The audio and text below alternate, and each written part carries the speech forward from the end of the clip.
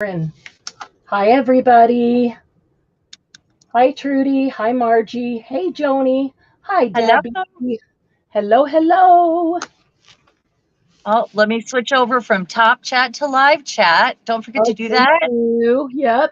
All right. How's And everybody doing today? Let's see there. hi, And Debbie and Joni and Trudy. Hello, hello. Margie. Margie. I Gigi's coming. Is Gigi here yet? Let's haven't seen her see. yet. Oh, this is making such a glare. Sorry about that. Now, put a piece of black paper over it. Takes care of it. That's what I did on the glass. Well, I've got these, so I'll That'll just. work. That'll work. Hi, April. How are Hello. you? So, what have y'all been doing on this fine, hot, muggy Saturday?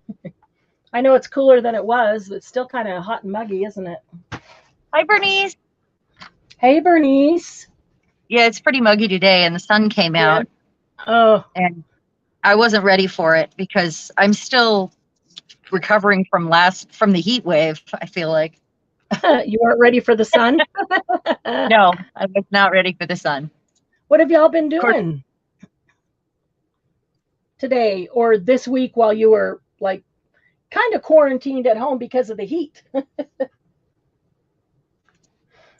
Trudy, quick nap now, alarm set, reminder on. So Trudy's probably not here. She went to take a quick nap. She'll be back. yeah. That's funny. Oh, Wait a few I've got, minutes for more people to come in. I've got baby wipes. I remembered to have my baby wipes nearby. Should we tell them what they can gather real quick? That Yeah, it might be close to their desk. yeah. I agree. So I we think said note cards, and I actually went in and suggested just within the last hour that you grab your paper towels and your tools like your paintbrush and your palette knife or your, like a credit card or whatever. You may or may not decide to use that. It's not necessary. It's really up to you. You'll see why in a minute. You might want some Q-tips, a little bit of water, some gel medium like Mod Podge will work, or I've got the Crafters Warehouse gel medium that I love so much, and I've got a little clear gesso, and our gel crayons, and that can be any kind of gel crayon. That can be gelatos. It can be, what do you have, Marianne? I have King Art. That's what I have. I have some Vicky Bouton art crayons, and I have my Ranger Distress crayons. Awesome. Those are the two that I have. You also might want a little black paper because we're going to want to see the differences between the black and the white. And then I even grabbed one piece of good watercolor paper, and I cut it into smaller pieces that I can add to this. And I grabbed a couple pieces of photo paper. Now, you guys don't have to have any of these. The only thing that's recommended at first is these cards. So you're going to want either the smaller or the larger index cards, or cardstock cut into index cards. Index cards are 3x5 or 4x6. I just cut white cardstock into 4x6. That's all I'm using. I also cut some watercolor in case I want to use it. I've got 4x6 photo paper in case I want to use it. And I've got some black 4x6. But the only thing you really need for sure is just some white 4x6. And white, preferably white, not cream, so that you get true color, because the whole thing's about experimenting, so that you know what true color is on the white. The other thing, if there's anything that you use with your gel crayons that we haven't listed, this is tonight is the night where we're going to share some tips, and we're going to share how we might use things, and then we're going to be making a list of on the back of the cards, of the ways to use them, so they're all in one place.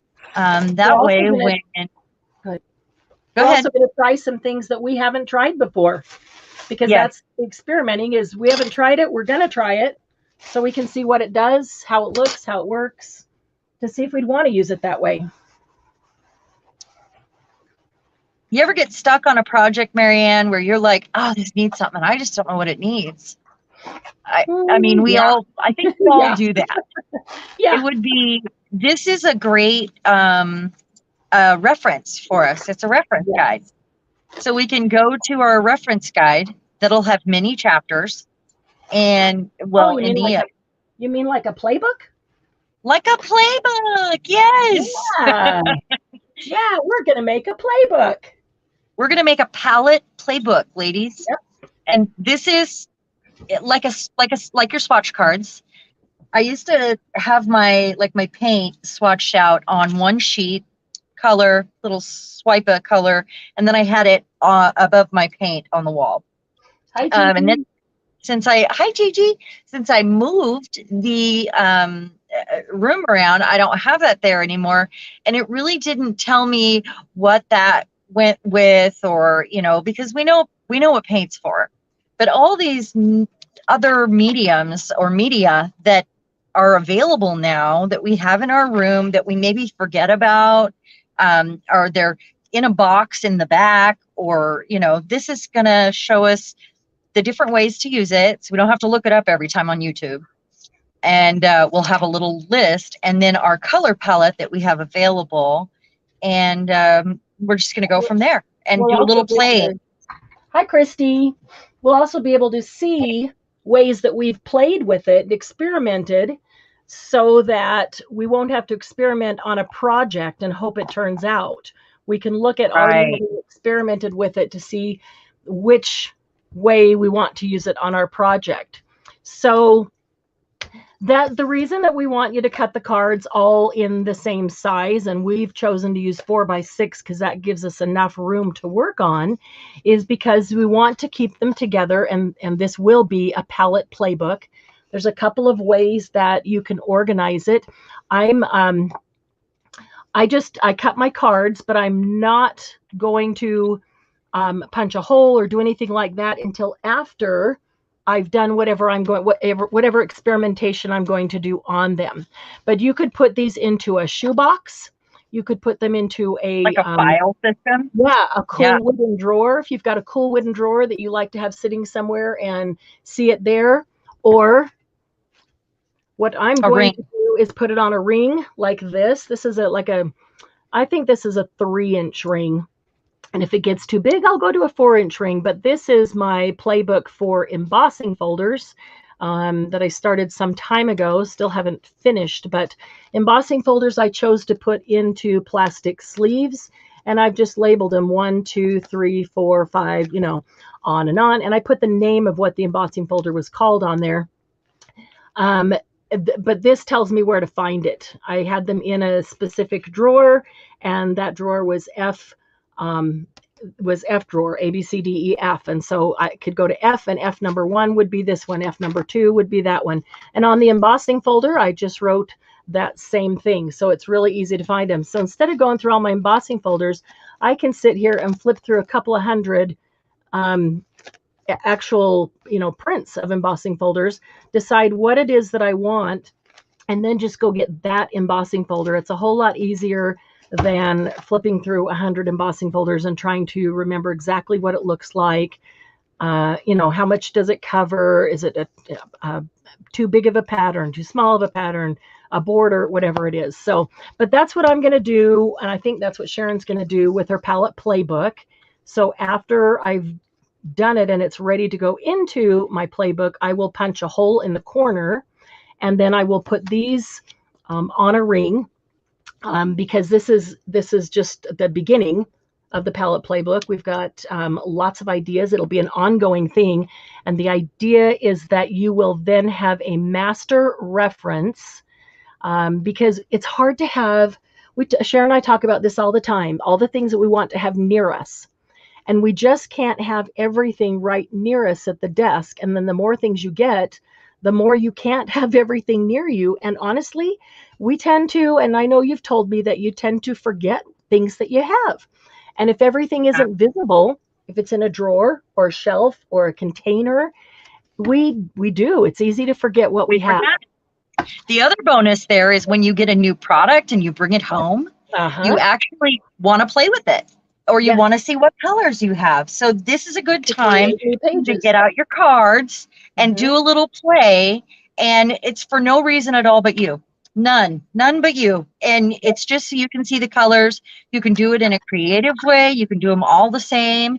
I'll be doing all of mine different, I'm sure, because you know I don't ever do anything the same. That's okay.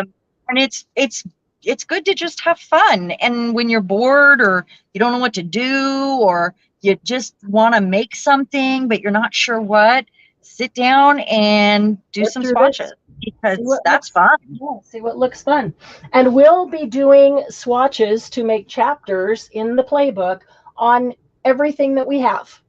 Tonight we're looking at, like Sharon said, tonight we're going to do art crayons of any kind. Sharon and I have different brands. You might have some that are completely different brands than what we have, because there's multiples. Gigi has Faber-Castell and a few distress crayons. So you want to do them all to see what they look like. I think I have a couple of Faber-Castell. They're not accessible right now because they're in a box that's stacked for the moving of the room. So I can't get to them. So I'm going to do these, but then I can add pages for those and can do those at any time. Like alcohol inks, I would want to do alcohol inks on photo paper for sure. But watercolor, I wouldn't do that on photo paper. It's not going to work really so well. That's not what it's not what it's for. Some things that have metallics in them, I will want black, because the metallic things always look great on black. So I want to take a look at what they do, how they act on the black paper. That's why I just cut up some of each and have it there in case I want to use it. So that's the winded mouthful of what we're doing tonight. It'll be fun though. It's always fun to experiment. I mean, especially if you have new stuff or stuff that you haven't used yet. I'm sure all of you have something in your room that you bought that you haven't used yet. Yeah. I mean, it just happens. I can't wait to get to Nouveau Mousse. The night we do Nouveau Mousse. I know. It's fun. That'll be fun. And you guys can do this on your own too. You don't have to do gel crayons tonight. If you don't have gel crayons, pick something else. Yeah. Yeah. Do your distress ink or something. Yeah. Yeah. You could do anything. And you can try them any ways you want. I mean, and what we're going to do is try to think of all different strange ways that we can think of to use them, because that gives us new things to draw from when we're making a project and we go, oh yeah, I tried that in the playbook. That might work on this project. You know, I don't like to try new things when I'm in the middle of a project, because I don't know how it's going to turn out. You know what it's going to do, and it might ruin my project. But you might not want to have certain media that we have, so you do what you have. But we do want to, through the night, we want to talk about what other media and mediums that you have that you will want to experiment with and have some information on, like this, in your playbook, so that we have ideas of what you've got that we want to go through. But I did want to take a quick second and kind of define the difference between mediums and media. You've now heard us both say both words. And I remember when it didn't make complete sense to me, and I'm like, well, what do you mean? Medium, M-E-D-I-U-M, medium is like what Sharon's holding up, her gesso, a cream paste, a primer, a collage stuff, decoupage, all of those things are mediums. Texture paste, any of those, any of those kinds of things are mediums. And a medium is usually used with other things. It's the transport vehicle, or it's the base for something else. It's what do you call it? There's a word I'm trying to think of that I can't get to. It's a base. It's a catalyst. It's a base. Yeah. Media, M-E-D-I-A, media refers to the things that you use with the mediums or on top of the mediums, It's like the color, all your colors. crayons. Yeah, the crayons, the Nouveau Mousse, the watercolor ink, the pastels, the gouache, the Paint, acrylic the oil paint. paint. Mm-hmm. Yeah, the Nouveau drops, the sprays, the markers. All those things are media, and they're used with mediums. So hopefully that makes perfect sense. Or not, you know. I want to show really quickly. Yeah, they I don't have to be used with mediums. Oh yeah, I just mean they have different purposes. Yeah. Right.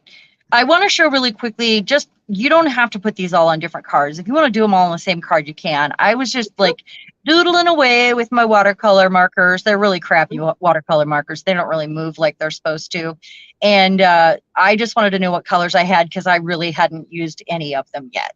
And I haven't had them that long though. I mean, a couple months. But I actually just made some little shapes and doodled around, and then I wrote the number corresponding to the end of the marker on each spot. So I know what colors I have, and it's all on one card. They're not that special, but I really need to know about the colors I have in case I want to use them, you know? Well, yeah, when I go to do something, I grab 3 markers that look like they might be about the right color I want, and I'm doing them all over scratch paper to see what they look like. That's perfect. You can just grab the one page out of your playbook and look at them and pick the exact color that you want if you want watercolor. So that's a perfect example. You can put them all on one page. You might put 2 or 3 on a page being a card, a page in the playbook being a card. You might put 1 on if you want to do 1 in different ways. It's totally up to you. You can make it as artistic as you want or as simple, plain as you want. That's completely up to you as well.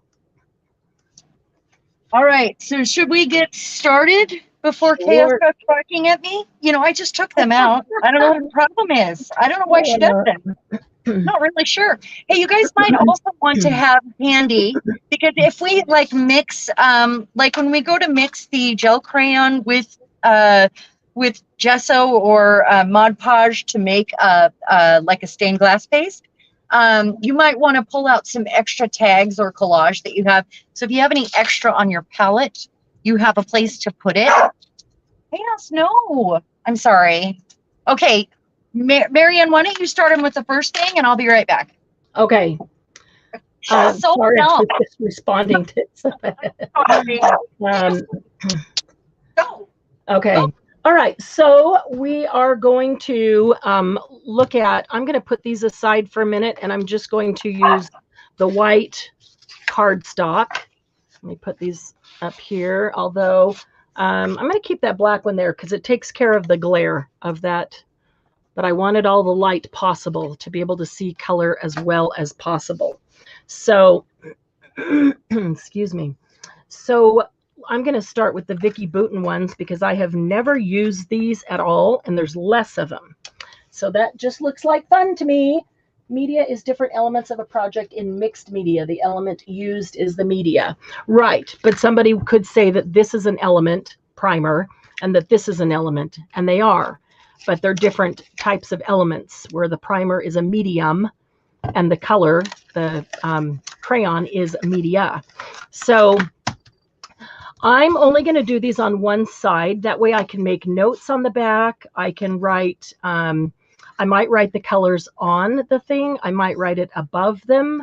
I don't know. I just want to start playing and experimenting and see what works, or the way I like to see it best.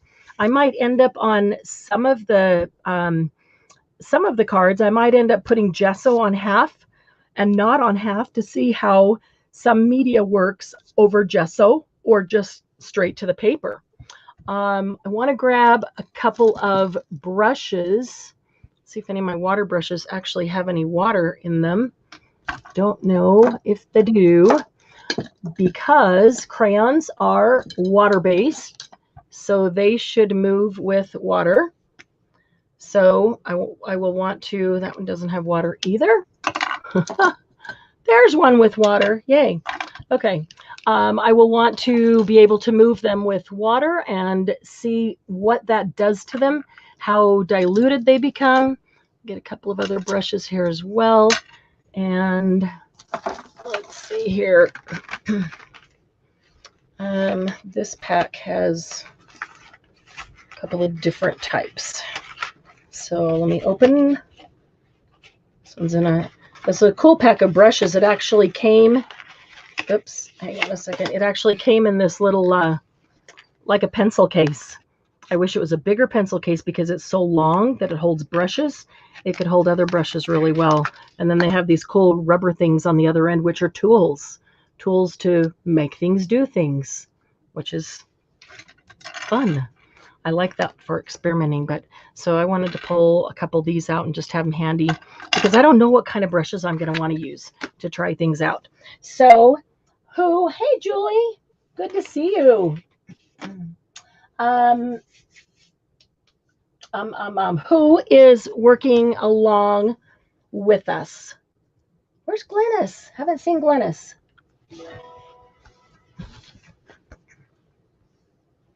Who is going to experiment along with us? Anybody?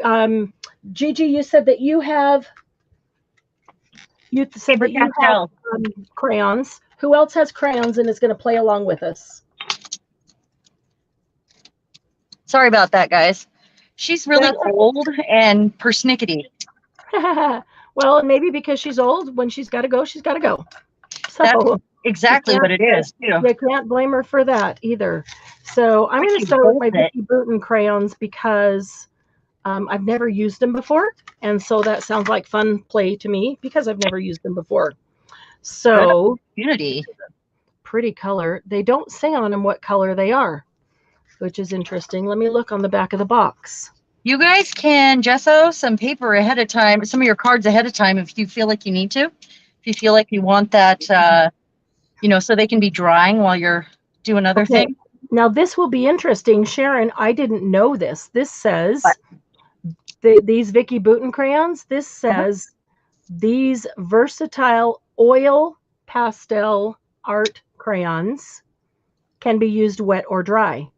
I did not know that they were oil pastel art crayons. I didn't know either.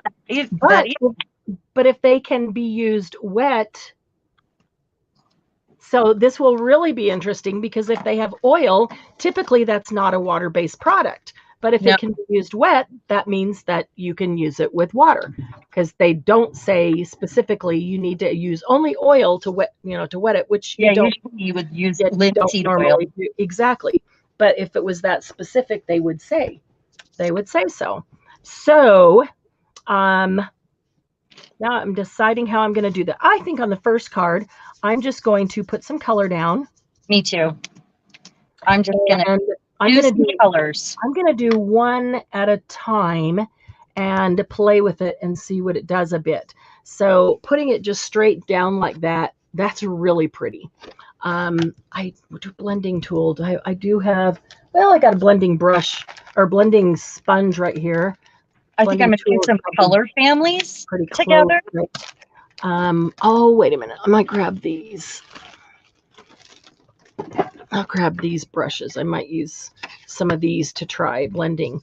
But I think the first thing I want to do is just, I don't want to keep that out of the light because I want to be able to see all the bright color.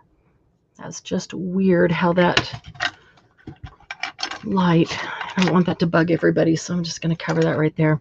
Make sure to do something you write down on the back, anything new or different that you do, so you know also. Or you can write it right on the space that you're, coloring. Done. You can scratch it in. I am going to blend these with my finger. And this is amazing. I love the blend I'm getting with my finger. It blended, I literally only had to go over it once. And I'm able to push it all the way to the edge of the paper. If you blend too much on these kind of cards, because of the kind of paper they are, they will kind of ball up. So they don't want to be overworked because of the paper that it is. Gesso, it's helpful. Are you on index cards? Index card, yeah. Okay, so I'm on like 110-pound cardstock, just white, that I just cut 4x6. So instead of blending that out, I wish I'd blended it farther this direction so I could just make a strip. Maybe I just need just a little more right there. I love how easy this blends with my finger. That's impressive. It's just creamy, super creamy. I haven't used these before. I'm kind of glad I haven't, because it's fun experimenting with you so that you guys can see what they do too. Oops. Creamy, creamy, creamy. Loving that. These don't even say what color they are, but I'll be able to tell. These don't either. I mean, I'll be able to tell looking at them, but they don't say, which is why I grabbed the box. And on the box, they don't say what color they are either. So because I don't want like a whole one brown card, I'm doing color families for some of these, and I'll do them all different. That doesn't, you know, that won't be how I'll do it forever. But I'm deciding to mix together the shades of brown. Mm-hmm.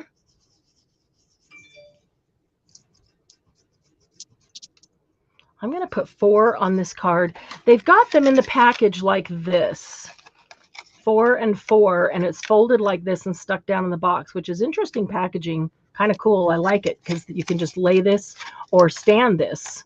It stands really nicely. So I'm thinking that they're saying maybe these 4 blend together nicely, and maybe those 4 do kind of in the same family, a cool and a warm. So I'm going to take the 4 that are on this side, and I know there's not very much screen there, so maybe if I put those over there. I'm going to take the 4 that are on this side, and those are the 4 that I'm going to blend on here. And I'm just going to do 4 on this, and I'll do the other 4 on another card. So you have your heat tool? What? You have your heat tool? Because you might need that too. Cool. I do, yeah.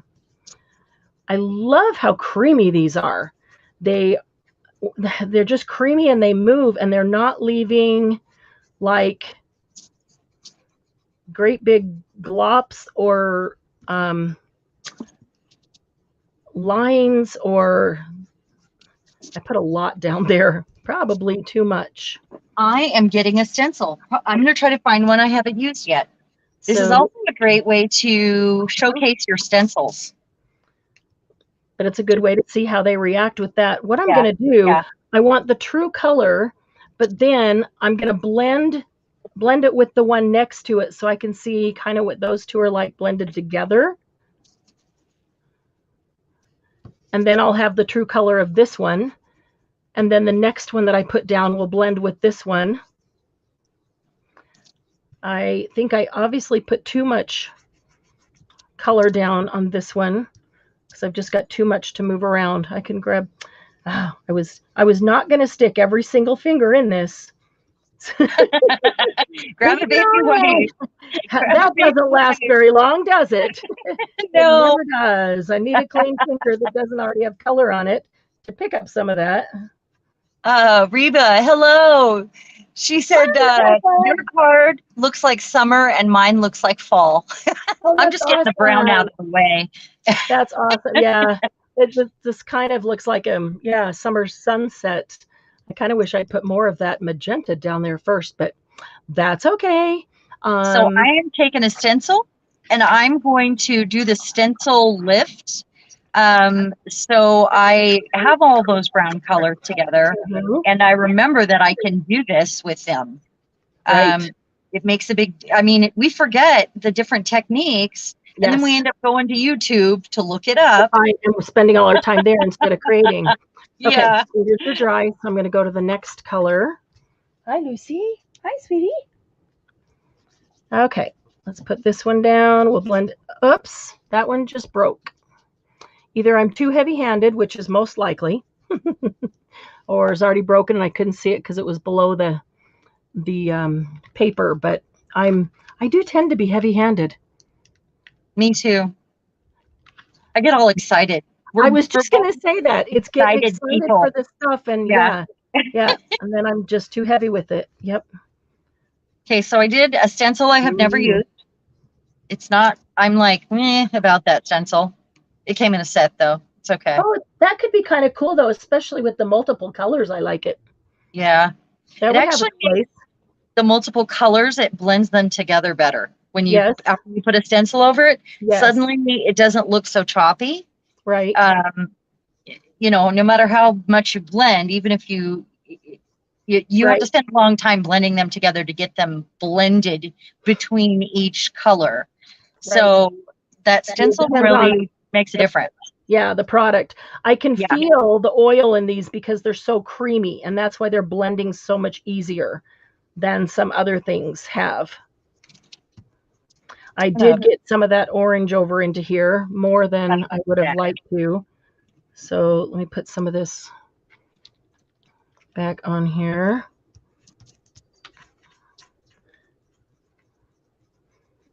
As I've kind of brought that orange over into this. So this is, I don't feel like I have the true color. It's kind of like skin, but I've brought some orange into it. And so now it's darker than what it really would be. And that's my fault for not getting the true color down before I got too close to the orange and it stuck to it. So let's do the last one, which is yellow. So that should be true color on the edge and then blend into the head. So let me see if I can use a finger and blend that true color before I get it into the next color. Oh, I do love how creamy they are, though. It's just, it feels so good and so easy. And honestly, it's not a big mess, even putting one finger on it, because it's so creamy and it moves so well. I don't have a ton of stuff sticking on my finger. And I love that. I don't like wasting a bunch of media on my finger. And this is definitely one you can take to go. You can't really take paint to go. But if you want color and you want, you know, you want this kind of thing to look at when you in your end product or project, this is a great one to take on a to-go, you know, like going camping or next to the bed. I know some of you are sitting in your bed tonight crafting with us. It's great. Not feeling well, or, you know, a lot of us deal with chronic illness.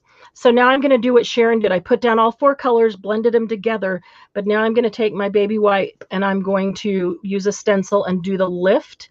And this is actually, I don't think I'm going to do this stencil over the whole thing because this has a lot of open space. And I want to leave a lot of color on there so I can see what the color is. So I don't want to take up more color than I'm leaving down, which is what I would do with this stencil. So I'm going to do part of it with this. Come on. It also shows me what it would look like if I put it on and left it for a minute and then wiped it off and just got like the essence of it.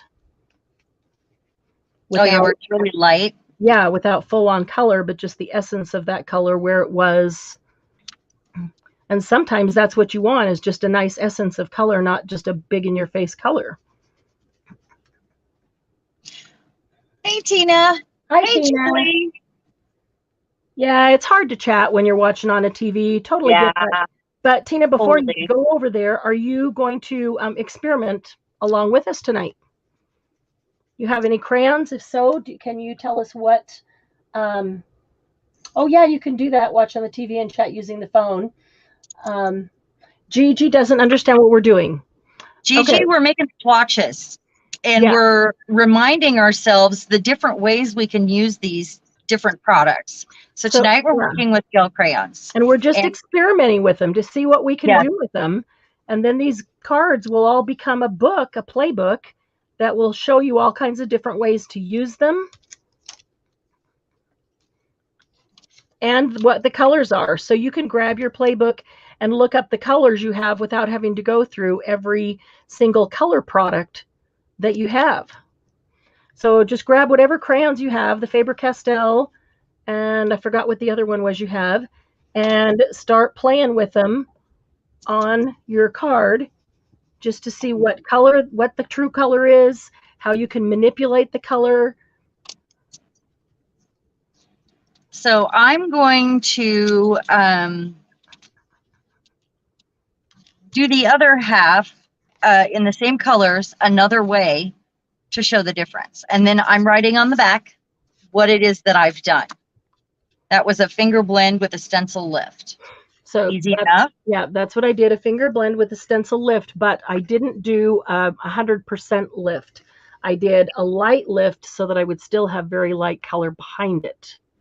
So I have one kind of section side down here that has all the colors on it that is still not touched by the stencil. That I think I'm going to take a water brush and see what water does to it. Yeah. I'm going to take water brush and see what water does to it. If I wanted to blend it around with water. So I actually am going to I'm going to grab another card even, because if I were to take this and it gets it wet and it picks it up, how much color would I get over here? And then I can write on the back of this one that this was color lifted with water brush off of. That's color. So that, wow. Okay, so this is oil based. I'm using a water brush, and this is acting like a watercolor, and I love it. Keep going down here. So they're going to kind of all blend together. I'm just going to make a strip. So you'll kind of see a line here, a strip where I'm using water. I could actually completely lift it off here with water. That kind of surprises me because it has oil in it. I didn't even know it had oil in it. So then on this card, I might try something else with the same 4 colors so I can see different ways to use it. That orange, that it's like a burnt orange, I will say, is really powerful, really overpowering. That's a very strong color, can overpower all of these others that are here. And to mix it with the magenta next to it, and it becomes like a brick red. Trudy, I don't have gelatos either. I'm using these really crappy King Art gel crayons. I mean, I don't have gelatos. I do. Yeah. Oh, I do have gelatos. Where are my gelatos? See, I'm going to have to, they're boxed too. All of these are in the same family, except for those that have oil in them that she's got right there and she didn't know about. I didn't know they're all gel crayons. They're all a type of gel crayon or art crayon. Yep. Same thing. And these are in that same family because they are movable with art. I mean, with water. They are, affected. They're water affected. So I'm going to run out. Nope, I'm good with water there. So that's kind of interesting. So where's my pen? I'm going to write back here that this is, let's see, where am I going to put the, probably there. So I'll do it here. Okay, these are Vicki Boutin. I'm going to write what they are. Vicki Boutin art crayons. If you've never watched Vicki Boutin on YouTube, she's fun. I haven't. She does a lot of lives and, really interacts with her audience. And she's fun because she loves doing mixed media. She's got a lot of mixed media products. Yeah. Vicki Boutin art crayons. And this is finger blended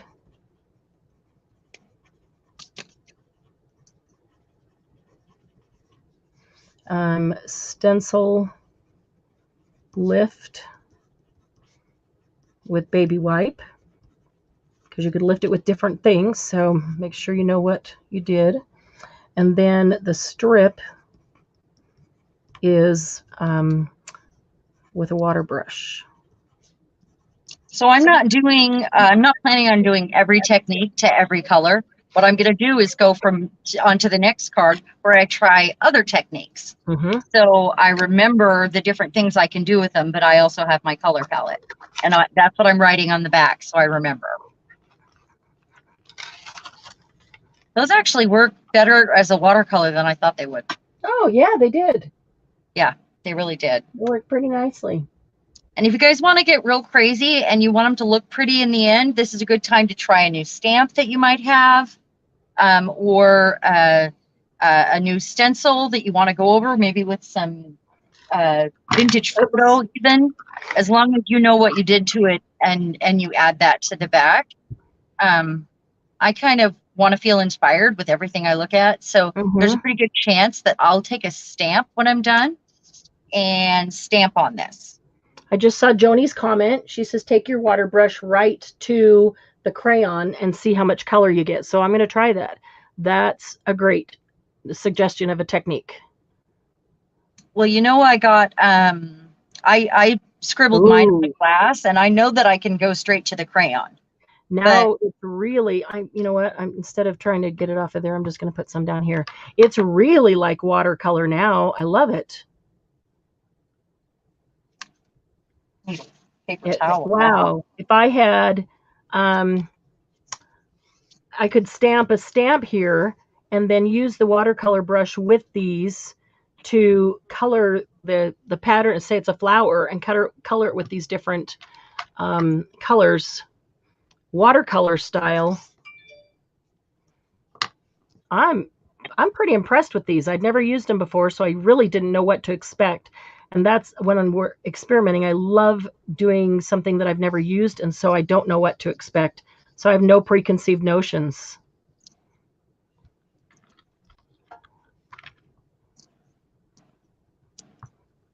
Really liking that. All right, so I'm going to move on to the next card and new techniques. So this, after it dries, probably get a stamp. Mm-hmm. All right. Is this what you meant, Joni? Is that what you meant by taking the water brush directly to the crayon? I'm glad you suggested that, because I really like this. I really like this a lot. It's very watercolor-like. I did not blend them. I wanted the 4 colors side by side. Let me see if I can get this light over here a bit without getting a glare.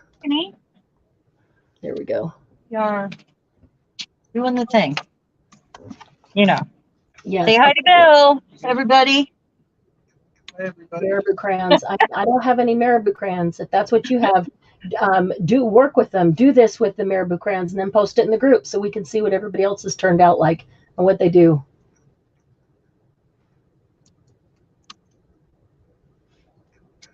So these two are very similar, and I want to put them on the same card so I can see the color difference. So that's why I'm choosing those two. And gosh, It's catching up on here. I also want to, yeah, I didn't see anything. I'll holler Marianne, any water brushes stock for sale? Oh, she wants to know if you have any water brushes in stock. I don't right now, but I would like a couple more, so I'm gonna see if I can't get some. Yes, Julie's, I've noticed that some brands unscrew backwards of the water brushes to fill them up. They all do, I think. Yeah. Oh, okay. Yeah. I didn't know if it was just the brands I had chosen. I've got a Ranger, and I can't remember what the other brands are. So I'm going to treat these ones like paint, and I'm going to see if I can tint and tone them with the black and white. Some of them that have more pigment might be able to do that, but I'm going to see if I can mix them like paint. That's my goal. And I'm going to do something crazy this time. You know what? I'm going to stamp on it first. I'm going to stamp on it first with some Crayon ink and something large so it has some interest. Okay, and I want to try these other colors because I want to be able to look at one card and see, or one card for 4 colors, a card for the other 4 colors. So when I'm choosing a color, I'll know what I'm choosing. So I'm going to do these other 4 colors here. I think what I'm going to do is, before I even blend them, I'm going to do this.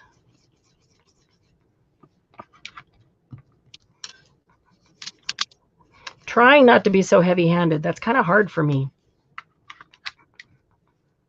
I'm putting "don't try this at home" on here. Because, you know, that's what we're doing. And this is my first time using this stamp. Mask off the don't. What's that? You Yeah, I could do that. that. Or cover it with black. Try this at home. Yes, yes. Now, instead of blending this one with my finger, I love the way it blended with my finger. I think I should try blending it with something else and see how that works. So let's see. Maybe this. Maybe I'll start with the lightest one. I also want to have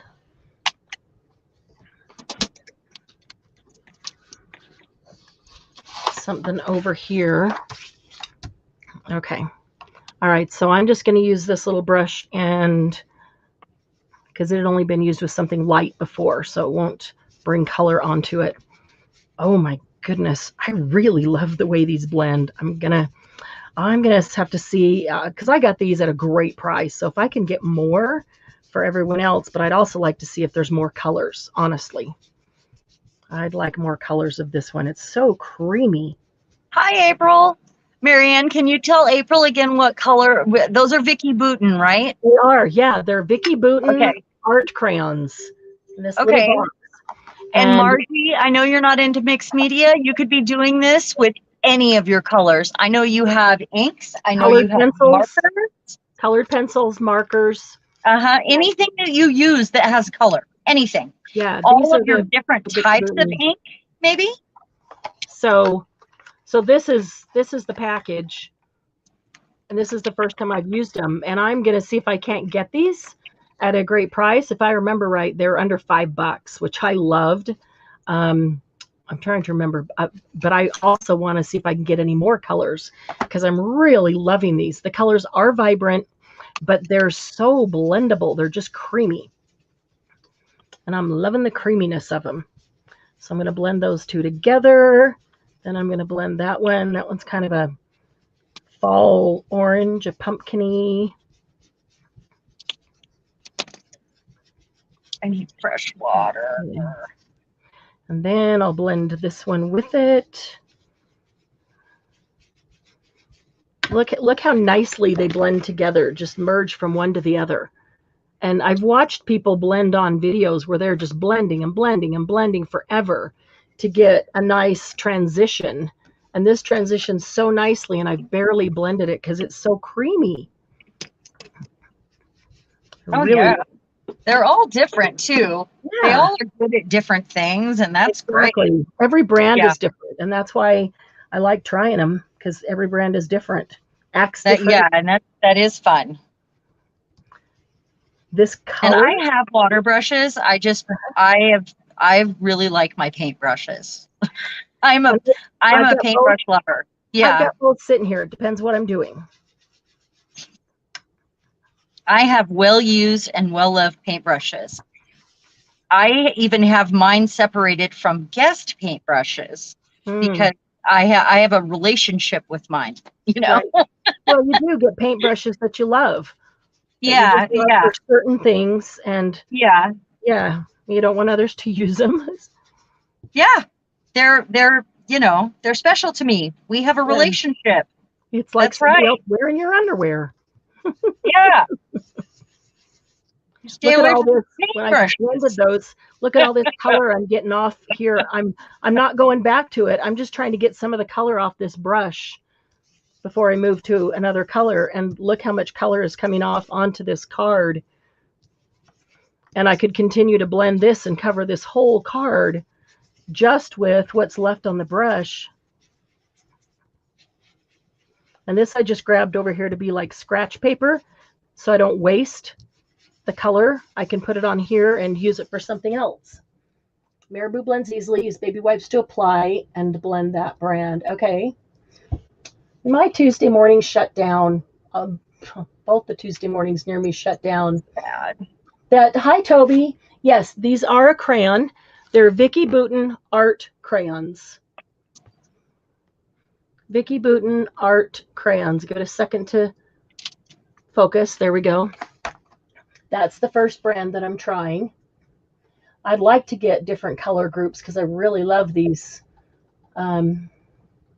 Yeah, Tina, if they don't take your Tuesday morning away. Mm-hmm. I don't know if the one closed in Lacey or not. Debbie, are you here tonight? Do you know if that one closed? Have you been to that one? It's by the Hobby Lobby. Is Debbie here? She is, or she was. She might have her hands deep in something and can't type yet. She cleans them off, so.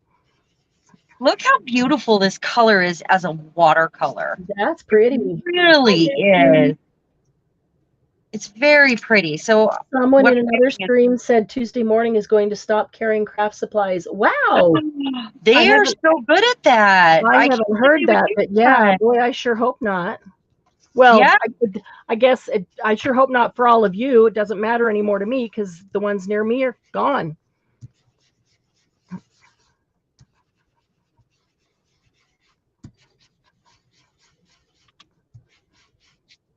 you go. Okay, I just covered a whole card with just what was on this brush.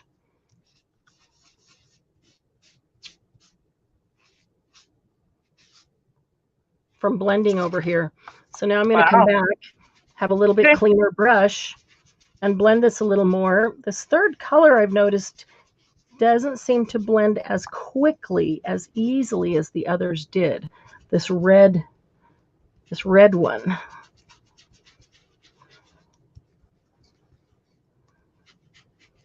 Not getting as clean a line there. And honestly, I've had these Vicki Boutin art crayons. I've probably had them for a couple of years and haven't even pulled them out and used them. I just wrote on here because I'm doing this very abstractly anyway, but that's where I mix it with white, and this is where I toned it with the black.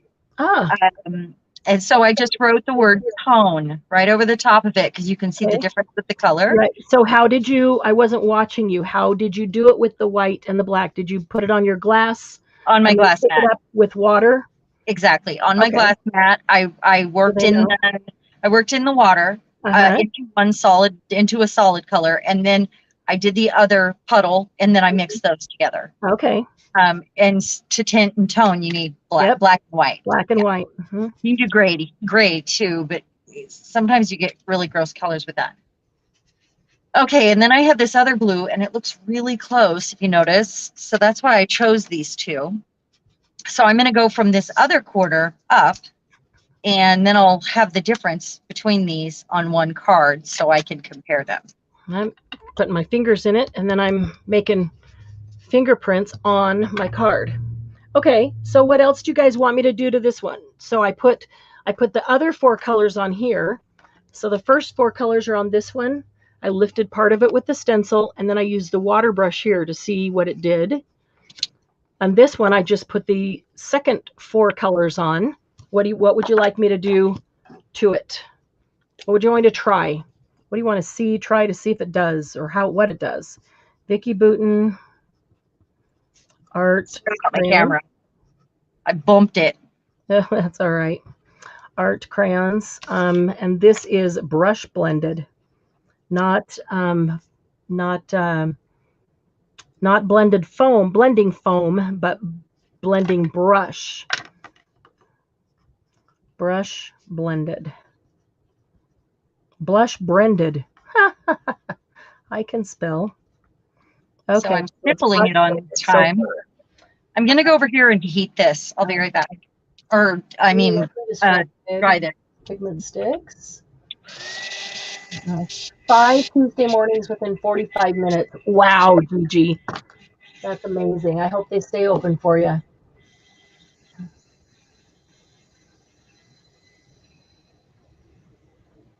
Vicki Boutin art crayons are no longer $5. Oh.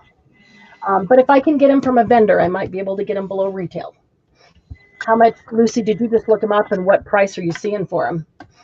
So 2 in Pittsburgh, Allegheny, Butler County. Okay, so does anybody have any suggestions of anything that you would like to see tried with these colors that I just put down? I'm going to use some water like I did on this strip here. I'm going to use some, well, although I already know what water does, I've got that over here. I did not gesso the card, Julie. Nope, this is straight on cardstock. Just regular cardstock that you would make a card, a greeting card. Around $24 for this, Lucy, for this box? All right, I am definitely going to see if I can get them from my vendor. I definitely am. Don't anybody pay $24 for them. I wouldn't. Sorry. As much as I love them, that's a lot of money. I need to be able to buy other things too, other supplies to play with.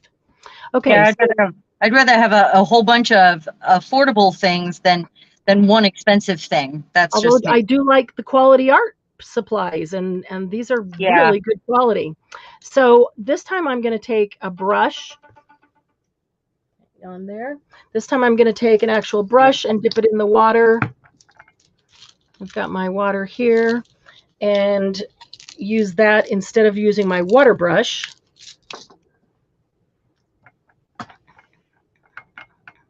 I got to quit bumping that camera cord. I'm going to have to move where I have my hard to do where I sometimes. have my water. Yeah, I need to move it over here out of the way.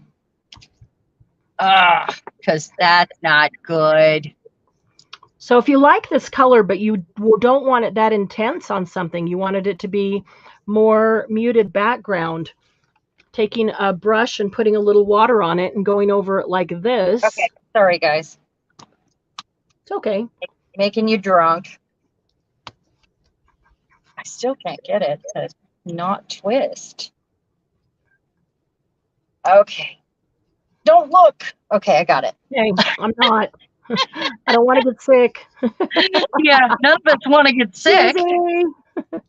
I'm so dizzy. We don't want to do that. No. All right.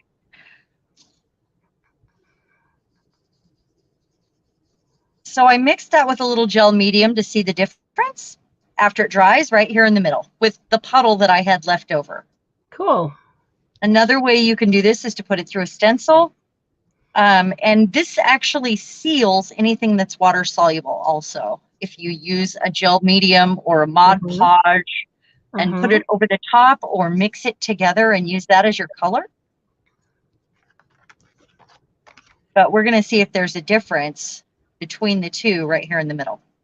I also found that I could layer them. So I dried one layer and then stippled back over with the same color. So it's actually layered and has that true watercolor effect. Oh yeah, that looks really cool. Layered, yeah, it really worked. Yeah. The weight of my cardstock has not changed. The crayon is not making it heavy. It looks heavy because it is so darn vibrant and rich. Color is really rich of this particular pack. This happens to be, a pack of rich colors. So I think that's why it looks like it makes it heavy, but no, it does not make it heavy.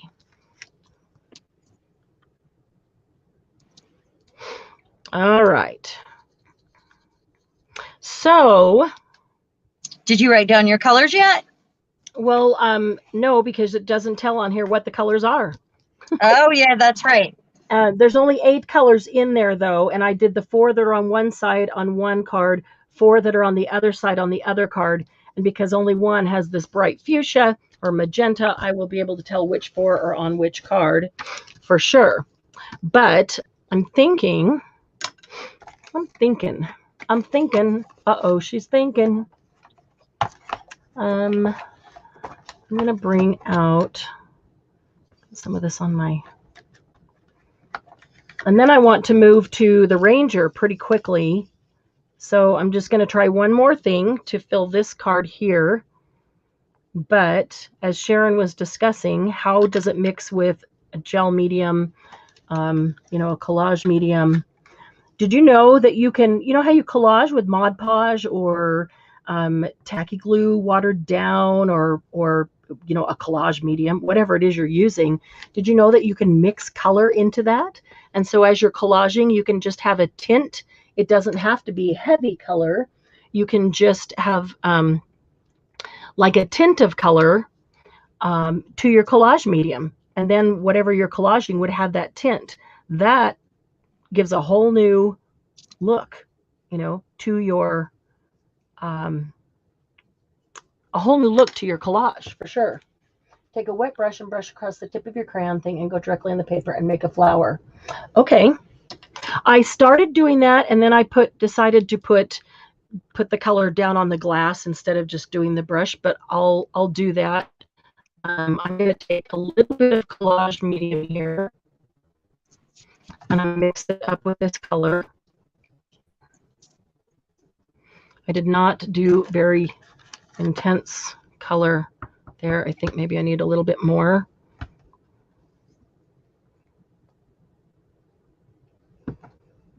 Let's do. So I'll probably go back in after these are all completely dry and doodle on them when I'm sitting at my desk, like watching a video, or to make it sort of like a color art journal, kind of. I mean, because you can do anything you want to it as long as you can see those colors still, or that medium, and it's a place for you to remember the different techniques. So yeah, that's my plan, and I'm kind of doodling on it right now because it looks boring with just the two colors tinted black and white on the one. You can totally see where I tinted it with white. Look at that. It looks like I didn't put anything there. Did you guys know that really part of the purpose of an art journal is a place to experiment with your mediums and your media and see what they do and just play with them and try them out? That's you know, an art journal does not mean that you always have to open it up, create some, you know, fancy spread or some big organized picture or, you know, something like that. It doesn't even have to be pretty. Yeah. It's a place to play. Like when we got new crayons with a sharpener in a box of 64 as a kid. Or yeah, right?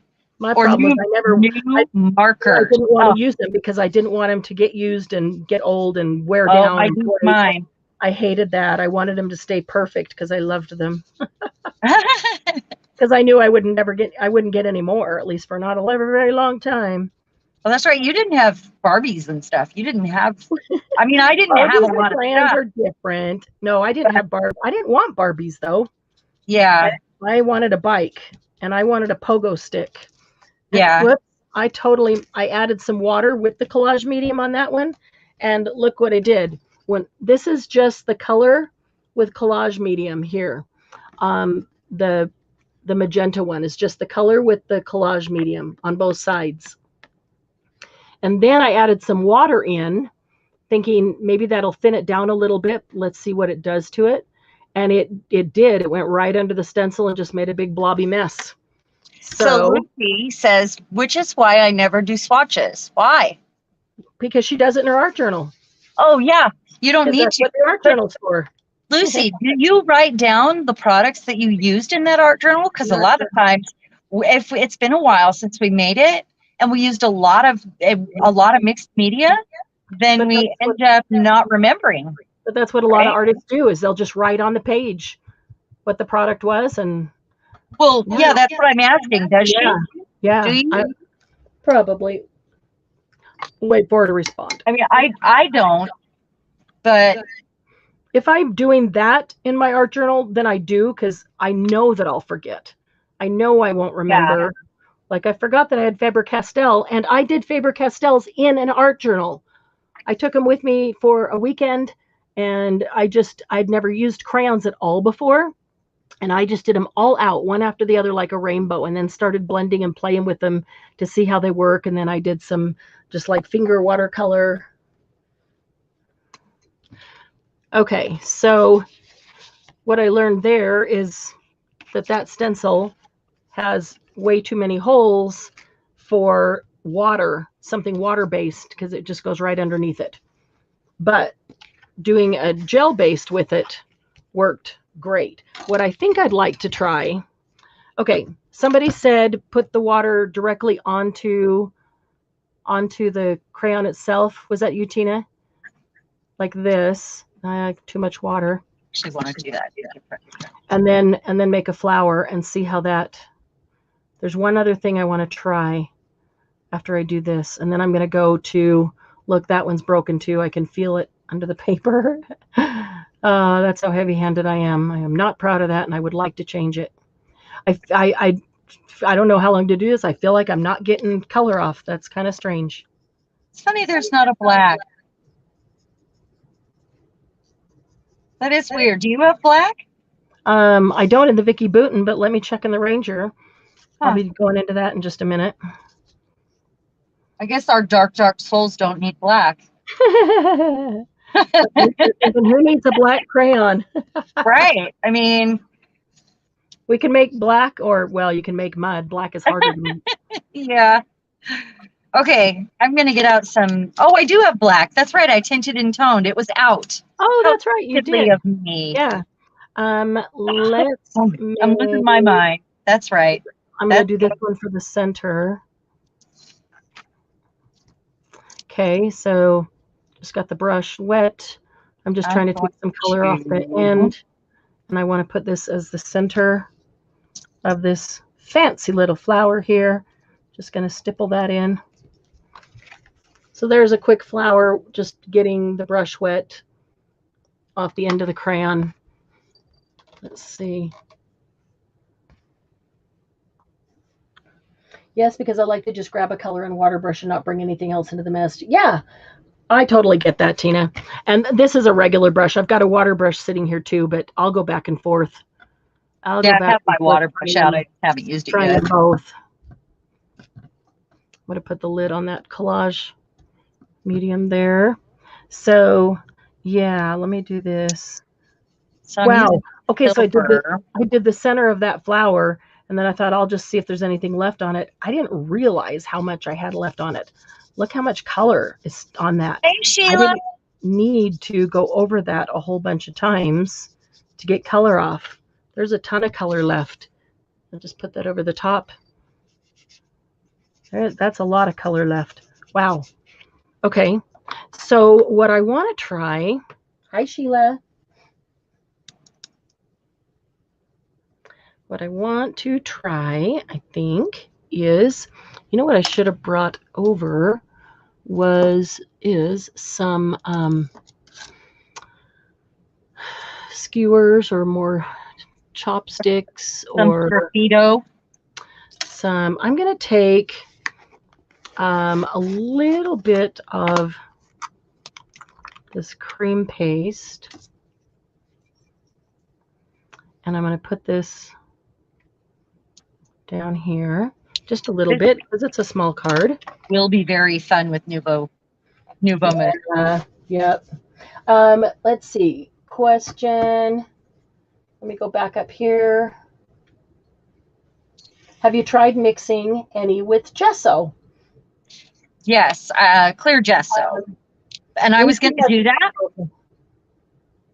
Lucy has a million art journals. She's made many journals in her life. And the firstborn, she always keeps. That's awesome. So, yeah. Lucy, have you swatched out every media that you have? I'm curious.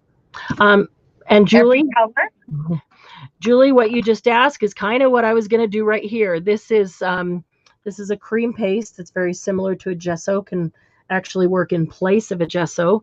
And I thought I want to take this color and I want to mix it up with it. A little awkward with the square end of this chopstick, but I want to see if I can, yeah, I didn't bring over the right tools to mix that. When I get finished with this, the tools are going to be right next to, I'm going to need some more of that, right next to my desk. That's what I'm looking forward to. All the other things will be out of the way. So this is watercolor paper. I just played on with the silver and the gold to see with the water brush. And I'm going to attach it to my card this time in a way. So I have them, you know, handy.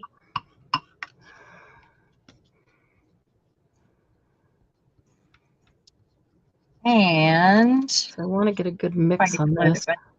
These colors are really weird. I just want to say. Are they? The King Art colors are very odd. They're cool colors, but Mhm. some of them don't have anything that goes with them. They're Mm. Just they're off, kind of weird. off the main Yeah, they're color. weird colors. Yeah. Um, unexpected. The blues are amazing in here. Mhm. So it's hard to pick a favorite. Anyway, so I'm going to use the stencil lift technique, I think, again, and go from there with something new this time and pull out my clear gesso or my glaze. I have never done this with I want to get it wet first. I've never done this with with crayons in gesso before. So before this gesso dries, I need to grab a different palette knife that doesn't have stuff all over it. I'm going to see if I can pick up. Actually, guys, this is not a palette knife. This is a butter knife. If you're thinking, I don't have a palette knife, but you've got a butter knife that you never use, because we never use these as for butter. So I just threw the butter knife into the studio. I used a palette knife earlier just to try to mix it with the gesso before we started, and I had some Nuvo mousse on my palette knife, and I got color down in my gesso that I wouldn't have otherwise used. I was not happy. Yeah, I don't blame you. I thought it was clean because it's a little bit. I mean, it's old. Right. It's very well loved. Mm-hmm. They all are actually. Yep. Yeah, I didn't realize this had all this stuff on it, but that's why I stuck something else into my gesso, not the palette knife, because I don't know. I never know what's on it. I'll be right back. Something permanent on it, but just okay. This is not. It's the butter knife that's not working so well in this situation. I really should grab a regular palette knife. Yeah, I always pull those out. If I find them at like yard sales and stuff, I love having them in my stash. Mm-hmm. You never know how many you're going to want. Boy, I thought that pink. What? You can never have too many palette knives. No, you cannot. Never know. Just trying to get the rest of that off. Let's see what that. Okay. So I left it kind of lumpy bumpy, as you sometimes would do with gesso. So put it through a stencil. Let's see, is it focused? Not really. Maybe there. Okay, yeah, I left it kind of lumpy bumpy. I didn't smooth it out, so it's thinner in some places, thicker in other places. But we'll let that dry. But that worked really nice. I couldn't take that. I could take the crayon and I could color in the stencil, or I could actually, I might be able to. Let me try something here. Yeah, let me try something while we're experimenting. I'm going to take it better on a glass mat. I just discovered. I'm going to take a corner of a baby wipe. I'm going to take this stencil. I'm going to put it over here. And I'm going to pick up this crayon with the corner of the baby wipe and see if I can just use that in this stencil. It's actually a corner and I can't wrap it around my finger, so it keeps moving. I wanted a place that was clean, was why I went to the corner.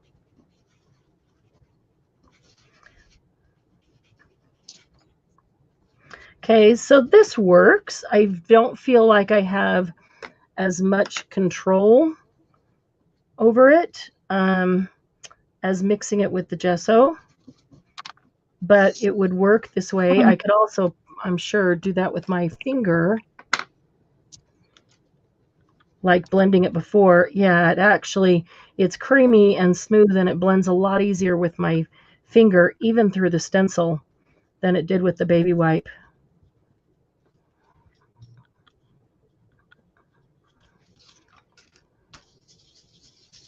But yeah, and I did that over the top of something because I was running out of. Julie, what do you, or Lucy, what do you mean you use a butter knife for tearing down papers? You mean like like an edge? Is that what you mean? Like a tearing ruler, kind of, which I'm trying to picture. Yeah. What does that mean? How do you do that? Yeah. So I don't like these lines here, but you know what? I'm not going to toss this out because now I know that I don't want to, I want to put it on because of this specific formula and the way they're pigmented. I want to start on the glass medium matte if I'm going to go to a wet paper. So I wrote wet. Yeah. I like keeping the ones that I don't like, so it reminds me what I don't want to do. Exactly. But what I am going to do with this is because I don't like looking at that and I know it's there. I'm going to cover it up. I am. I'm going to cover part of it up with some stuff. For some, I haven't used this one yet. Some origami swans. That's right. Okay. I'm going to move these over. I'm going to put these Vicky Boutons away because I want to open up the Ranger. And let's do some of these same things with the Rangers. The Ranger Distress. Okay. I have tools everywhere. I know. So these are the Ranger Distress crayons. There's a black and a white in this group. And all the colors under the sun. Take out the black and the white. Okay, there's kind of cool warms. I'm drying it. It's just moving weird. That's another thing, and I won't necessarily do that with the crayons, but with other media, I will. I'll put them down on two sides of the paper, and I'll dry one side, like crackle paste. If you have crackle paste, I really suggest you do this. Put some down and dry it, and then put some down and let it sit overnight and dry on its own. Okay, because crackle paste does very distinctly different things when it dries on its own. And it's supposed to be dried on its own. Yeah. But a lot of people dry it just because of time. But if you want to see the difference, you might like it one way more than the other way. But at least you can see what the difference is that it does. Okay, what Another byproduct that is fun with doing experiments like this with all the colors, using a baby wipe. I can see where I still need to use a baby wipe because there's white, but I keep using the same baby wipe over and over, and I'll smear some color around, and I'll go to the other side and use the other side too. So when I'm done, this baby wipe will just be completely color, and then I'll just let it sit here on my desk and it'll be dry pretty darn quick. And then you've got this baby wipe, which is a different texture of paper that is dry that you can use that's full of color. I've ended up with some pretty cool ones accidentally. It's never planned. You just kind of wipe things up and wipe things off and get what you get. But some of them turn out pretty cool. So let's see. Lucy uses the butter knife for parent sheets of paper for her journals. So fold in half, tear with the butter knife, fold again, tear with the butter knife, etc., until she reaches the size she wants for the folios. Oh, okay. So, and the butter knife tears it, but gives you... Oh, so in the fold, you're taking it? Yeah, the knife rough edge. Okay, I see. Gigi, can y'all see my comments? Anything I've seen, I've read out loud. I'm going back. I don't see Gigi for quite some time. Gigi, I'll tell you the last thing that I see. Wow. No, Gigi, I'm not seeing you at all until now. The last thing I see from Gigi is I have 5 Tuesday mornings within 45 minutes of me. Gigi said she's not, she's been trying to say that she's not enjoying this, so she's going to get off of here. Okay. I see that now, but... All right, Gigi, that's okay. So sorry, Gigi. I hope you else if you want to make your own Swatch cards. I know that you wanted to. You can play with something else if you know. Yeah. Not well, she wanted to make Swatch cards too, but if you're not maybe for it, private. Maybe it's just need to be in the right mood. So Gigi, is there another media that you would like to be using right now? Maybe that's it. So she doesn't understand anything we're doing. We're just making swatch cards. We're just experimenting and making swatch cards that are going to go on a ring. It's really, there's not a lot to understand, Gigi. We're just playing. We're just playing with crayons to see what they do if we do different things with them. Like this is going to get a hole in it. This is going to get a hole in it. I'm writing my what I'm doing to them on the back. And then when I go to look up my color or to look up what I have in, say I want something blue on that piece that I'm doing, then I can go, oh yeah, I have a gel crayon in this shade of blue. Or Gigi hasn't been feeling very well. I know she hasn't been feeling well, and this is just stressing her out. So Gigi, just put it away. Put it away and don't do it tonight. Another time. If you feel like coloring or something while you're chatting with everybody, or if you just need to go sleep because you need to take care of yourself, sweetie, whatever you need to do, you do it. And I can chat with you privately and if you need me, okay? We certainly don't want it to stress you out, and I know you haven't been feeling well, so let's not do that. Okay. Ooh, there's some pretty colors in here that I want to do.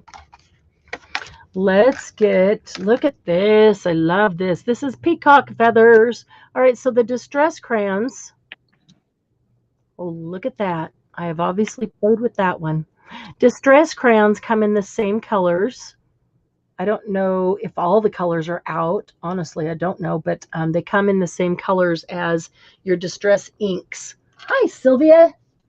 We are playing. Yep. Oh, you're participating in the Index Card a Day Challenge? Doing these will put me ahead. Nice.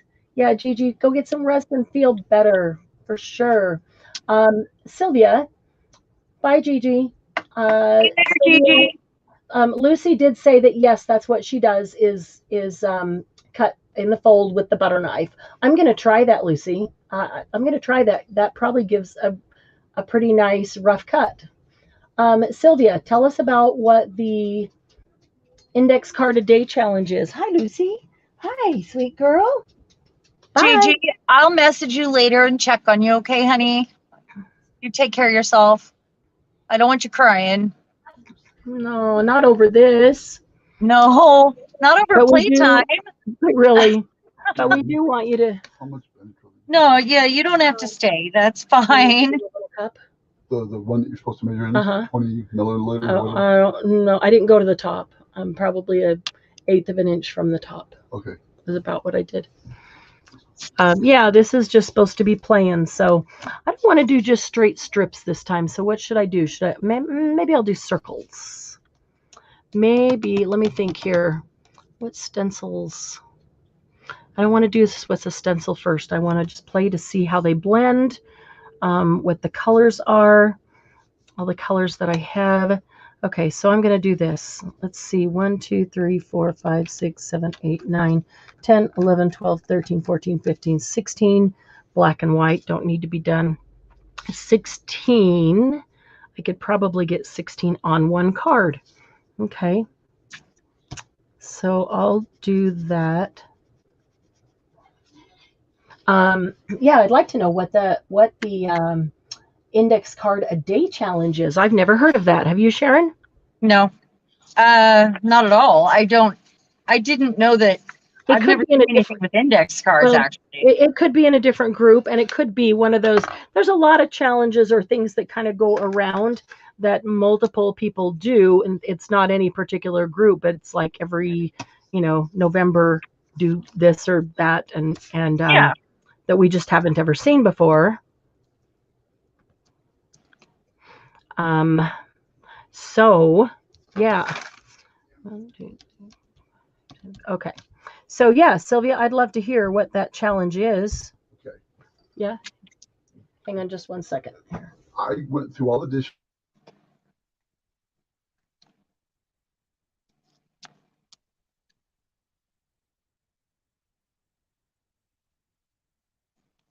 So because I hated that the way I put this on here and it made it streaky, I'm still using this color, and I'm going to find a way that I like it. So I'm leaving that there because I know, and I wrote down what I did and I wrote it on the back. So I know not to do that again, because that's, you know, that's part of why we do this. I'm not a big pink person. And here I am making pink. It looks more burgundy here, but once you put it does clear gesso, it suddenly looks pink. I mean, that's going to dry clear though. Okay, so it's on Instagram, hashtag ICAD, ICAD, index card a day. Just grab an index card and play. I love it. I love that idea. Last year, Sylvia used what she generated in journals and art journals. Nice. Tina says they call them ICADs. It's like an ATC, not a group, just a challenge to fill index cards. So is the idea, one year all she did was draw. Another year it was calligraphy. So you kind of set your own challenge for the ICAD, is what it sounds like. And then are those things that you then use in other projects, or do you just keep them as together as the year of ICAD each year as a group? Or is the idea to give you more workable backgrounds or things to use? Let's clear just so underneath, or it won't move properly.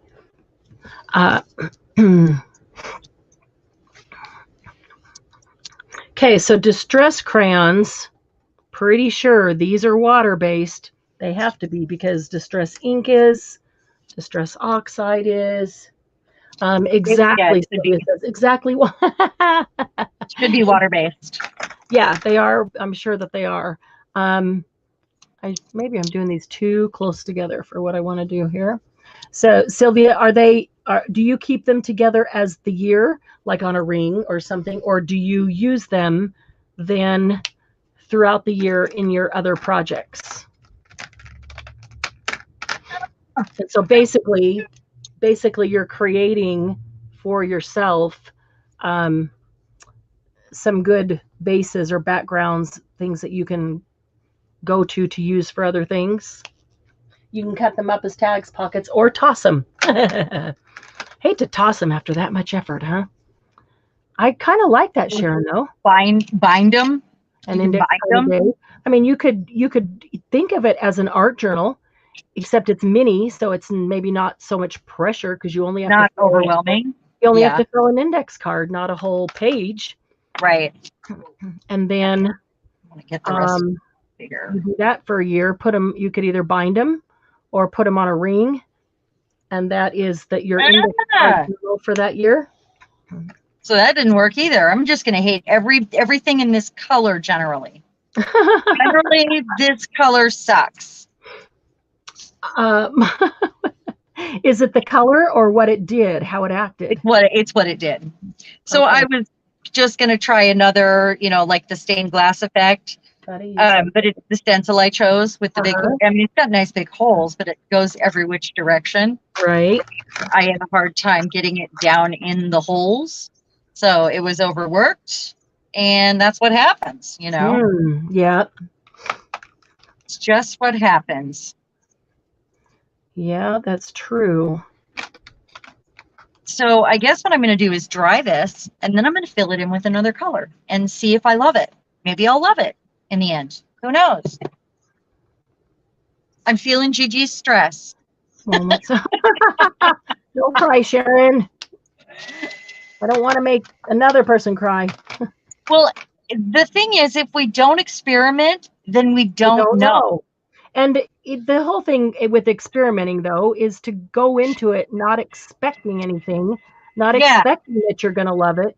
Go in with curiosity, just wanting to know what it does and how it does.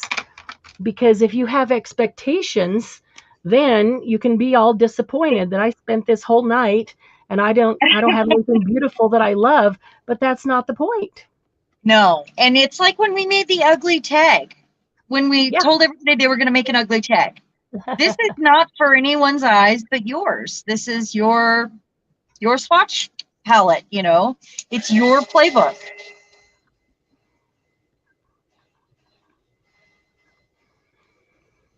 All right. So I'm just putting down circles of distress crayon.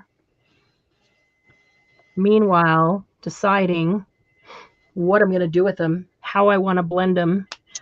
My instinct is always to first go straight to it with my fingers just to see how it blends, how it feels. I want to know how it feels. Is it creamy? Is it rough? Does it have texture? You know, with my fingers. So I always tend to do that first.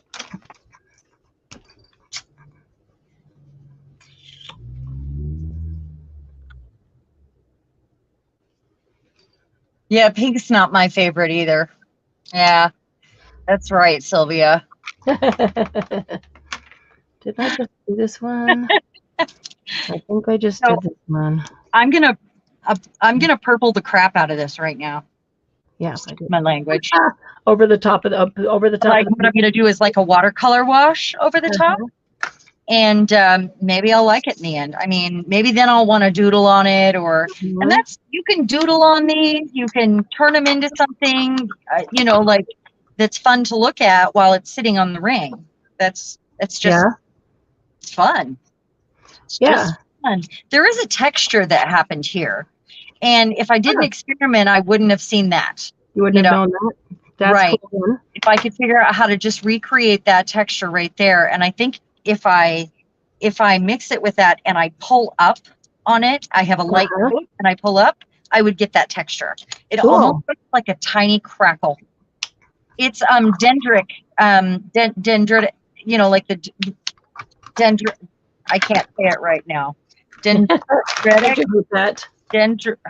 I can't say it right now. Where you have the like the veins that go out like lightning, or like tree branches. It has that going on, but tiny, teeny tiny. And without experiment, I wouldn't know it. Lucy, what I did on one of the previous cards was put a little bit of crayon down here. I mixed it with cream paste, and then I put it through a stencil. Not very much of it.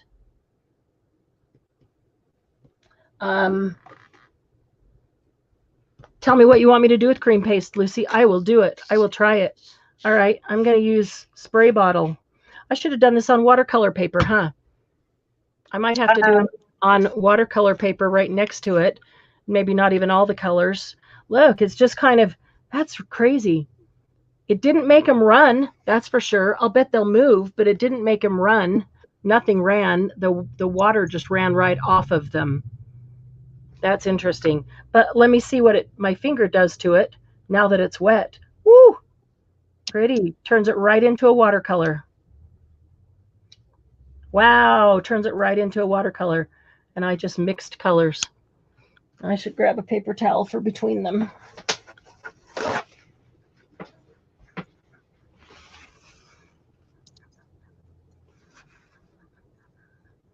Yeah, your paper towels can end up with some really pretty color too. Yeah. The other thing about swatches is, you know, like I don't like pink. Maybe I find a combination that I like, and suddenly I like that shade of pink. Or I, you know, otherwise the color wouldn't get used. Right. You know? Oh, I didn't realize I was off screen here. Yeah, I've had to fix my camera. It keeps tipping down. My cord is pulling on it. So what I just noticed too, because these are the same colors as the inks, and when we get to inks, I'll do all the inks as well. But I noticed that I know there's a color of ink and oxide that I have that I don't ever use. It just doesn't look fun or exciting to me. But when I put it on here, I'm like, oh, I could actually see, you know, that color. It's wow, you know, that's not a bad color. That peeled paint, look right here. This is peeled paint. It's kind of olivey. I like peeled paint. Yeah, I just never use it. But now when I look at it like this, I'm like, oh, okay. I guess I need to play with it and see what it does and what it looks like under different conditions. Then I might use and like a color that I didn't even realize I did. Okay, this is on regular cardstock. So I'm gonna go a little crazy now, because I gotta fix it. I gotta make it so I like to look at it. However that happens, or maybe I don't like to look at it, or but you still want to leave what it was that you didn't like or didn't work for you, so that you let's do. I'm just gonna do a few of these.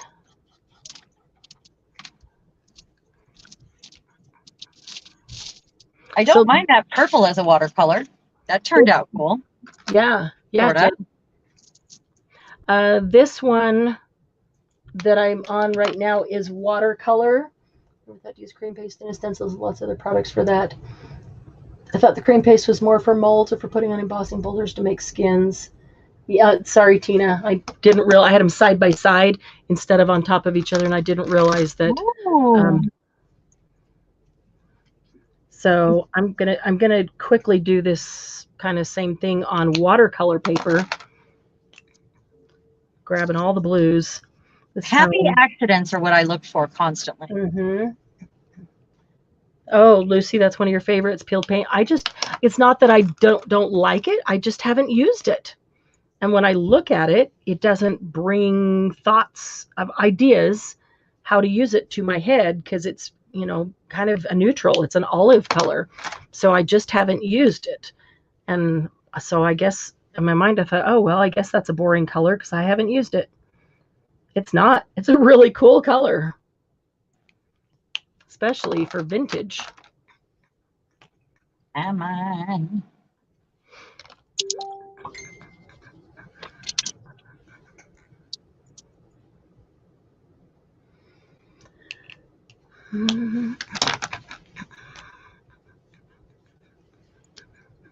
Should pull out my calligraphy pen and do some really fancy writing on this horrible, ugly thing.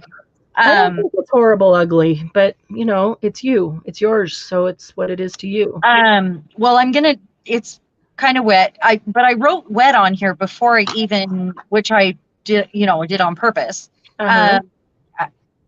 And I plan on doing some doodling on it. But I wrote goopy on the side because I used the gel medium with that stencil, and it came out kind of goopy.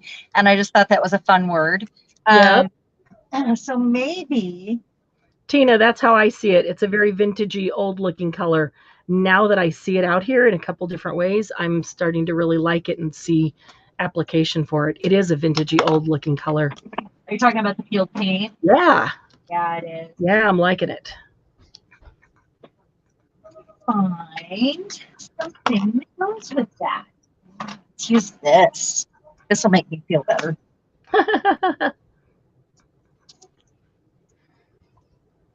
See, I don't think that card's so bad either, Lucy. It's just that Sharon really doesn't. I mean, I'm not drawn to the colors. That's part of it. I never knew you hated pink. It's not your first choice of colors, but I didn't know you had. I don't hate it, but I don't use it very often for that reason. I'm just not drawn to it. I'm more of a red girl. Sylvia's new ink for her pen is called Writer's Blood. Ooh, I like that. That's a great name. That's a great name. Yeah, it does take a lot of blood to be a writer, doesn't it? Yeah.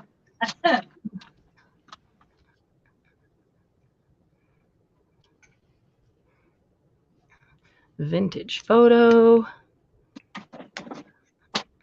And the last one. This has got to be, antique linen. Where's antique linen going? All right. Now I have them all on watercolor paper, so I'm going to spray the watercolor paper.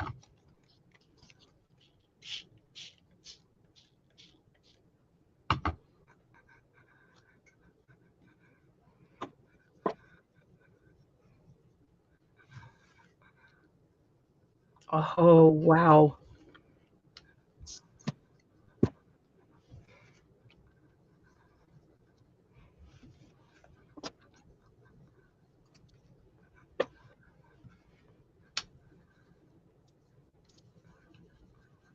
I just realized that my dog took off with a roll of paper towels I have next to my desk.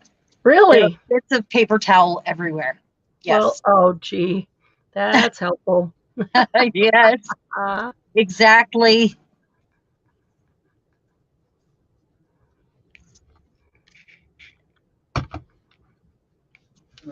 Good night.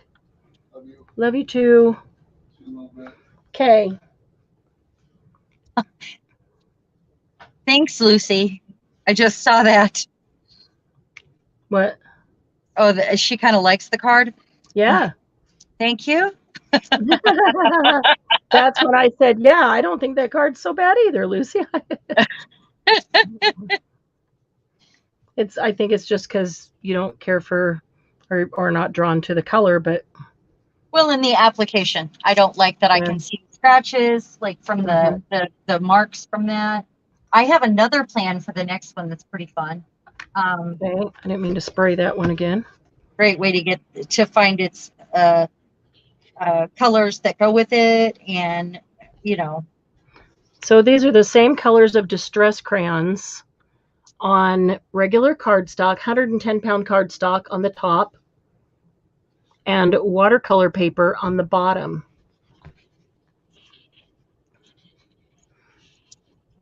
I feel like there's even a difference in the color, the intensity of the color on the watercolor paper.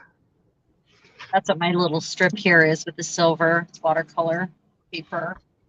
And I think I put down the same amount. Maybe more gets absorbed into the regular paper and not into the watercolor paper because it feels like it's more vibrant color. Like, look at that blue. That's a big difference. There's the peacock feathers in the corner, the purple. Yeah, I obviously actually prefer that on watercolor paper. I didn't do the black and the white, which is fine. But I'm also wondering if how black and white would change tint and tone. Yeah, just if I've already got it down. So let me do this. Let's say I already have that blue down and I want to tint it some, and I put this white over it and then give it a little spritz of water. I'm going to try to just do half of the circle. And that makes the 4th of July, isn't it? I can hear fireworks going up outside. That better not be my husband. Kids anymore. So unless we have somebody over, there's no reason for us to be buying fireworks. Unless he wants to strap them to his drone or something. I get that. I get it. They've been banned here because it's so dry. Really? We're in a drought situation. Yeah. We are in a big drought situation. So this whole week has been wet and amazing after the heat. After our 110-degree heat, we've had the most wonderful break with overcast and misty rain, and it's been glorious. Mm-hmm. I am going to cover this one with Mod Podge. I'm going to write on it first. I'm adding white to several of them just to get a feel for what they look like when I tint them with white. The first one I got wet. I sprayed it after adding the white. The next two I didn't. Just blended it with my finger. Oops, which obviously had something else on it. So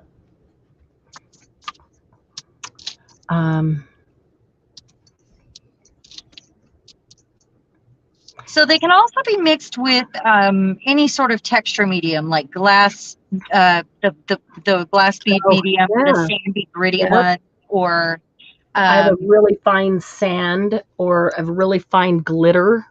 Modeling paste would work. Mm-hmm. I don't know if it would work with the glitter. I mean, you would still need a medium to mix it with and then add the glitter.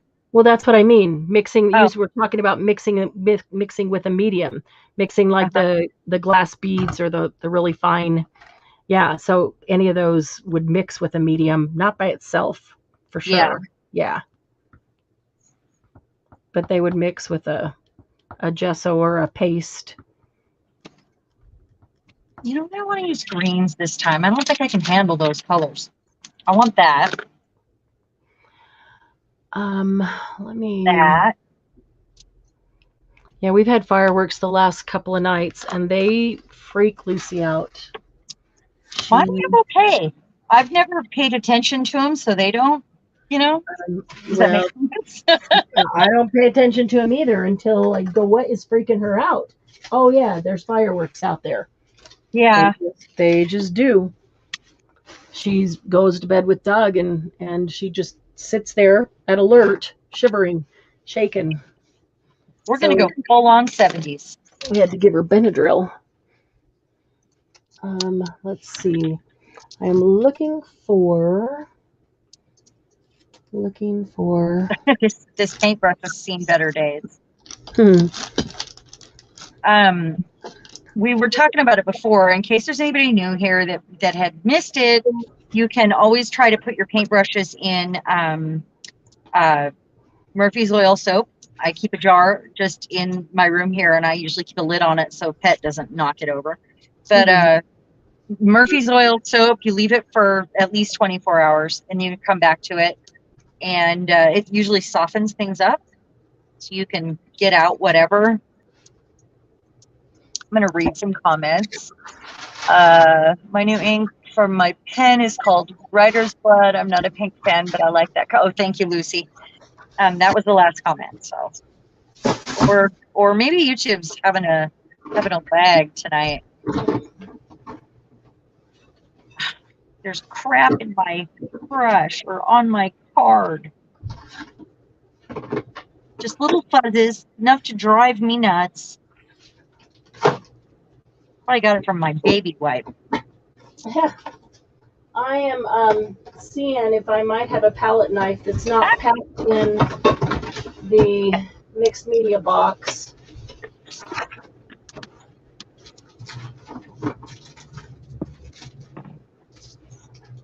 So I have a plan for this one. I'm going to go full 70s with olive green and orange and gold. And I'm going to do a little something different with the gel medium this time. What are you going to do? I am going to put a stencil over it when I'm done and do a gel medium like stained glass. And it works with some gel mediums and some they don't show up. So it'll depend on, you'll want a gloss gel medium, not a matte one. So probably your Mod Podge or glaze is a little bit too runny to use. So I'll probably use Mod Podge. I'll have to look and see what else I have here handy. Well, let's see. Well, I'm looking for a palette knife because I want. There's a gloss luster. It's with gel medium. And I thought that I might have one that's not packed in that mixed media box. Please, let there be one. So I would like to know, while I'm waiting for this to dry, what your favorite tricks and techniques are that you remember doing with gel crayons. And next time we pick a different medium, it'll be a versatile medium as well, like water soluble probably. And we'll ask again, so keep that in mind. But we'd like to share tips and tricks with each other. And the whole month is about experimenting so we can share with one another, because I think, it's a nice conversation to have, and it's good to support each other in this community and to have such a happy group of people around us. It's just amazing. And I know that you guys would all want to share.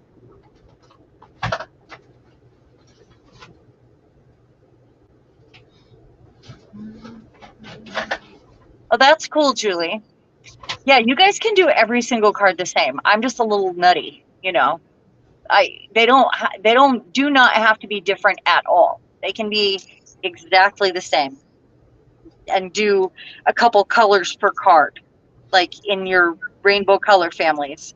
And you could be done quickly with this project if you are doing it that way. Just, use 4 cards and break it down into 3 or 4 colors a card, depending on how many you have, and how many gel crayons you have. But there's certainly a way to do this more simply than, you know, what I'm choosing to do here. Always got to make it difficult, huh? I do. Well, I'm a fussy little teeny tiny detail person, and everything I do has all these crazy little teeny tiny details that you wouldn't notice unless you stared at it for a minute, you know? And that's just how my brain works. Even with the swatch card? Even with the swatch card. I mean, I might do that on the project, but as swatch card, I'm looking at it more just for factual information. Well, here's what I think.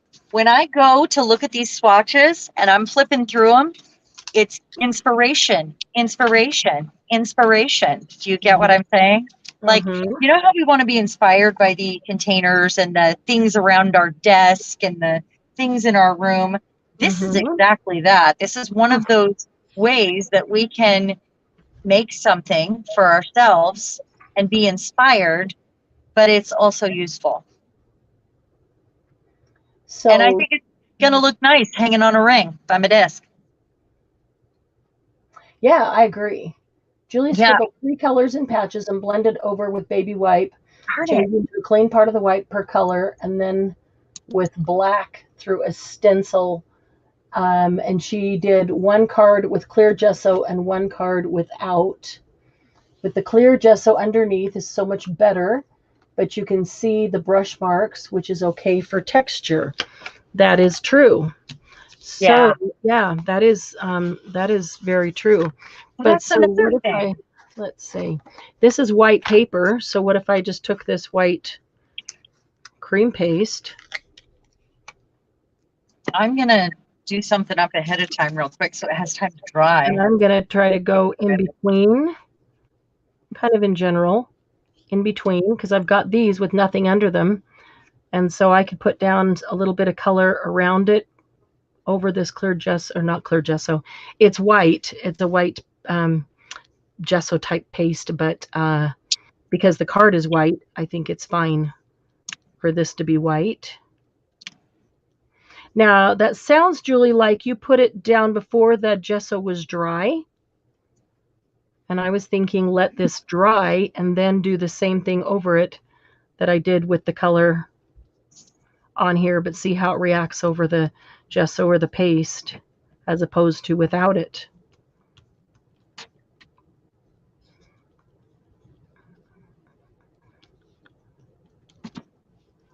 Okay. I'm doing stuff back here on the counter. Oh, and you heat gunned it dry. Okay. Okay, that's all right. I also want to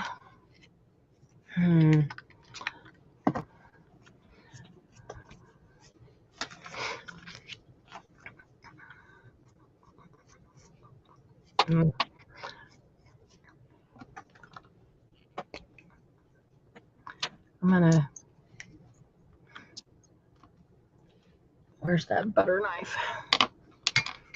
It is in the water.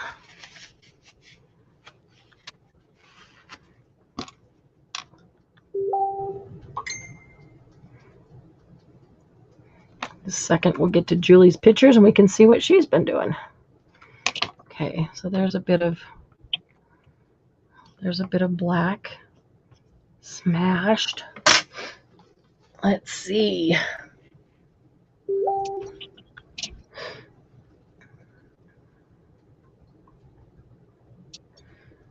Okay, the first one is without gesso and the second one is with gesso. Oh, okay, let me get this up here for everybody. Okay, so the left is without gesso and the right is with gesso. This is Julie's, what she's doing. Interesting. Very pretty. I love the colors. I love the colors. And I don't know, I like it both ways. It does seem like, I don't know, Julie, what is your impression after doing that?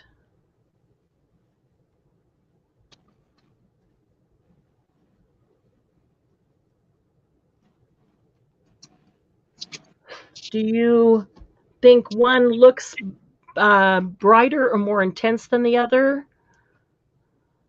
Do you think one is more true color, or you liked the way the one moved with the medium, you said?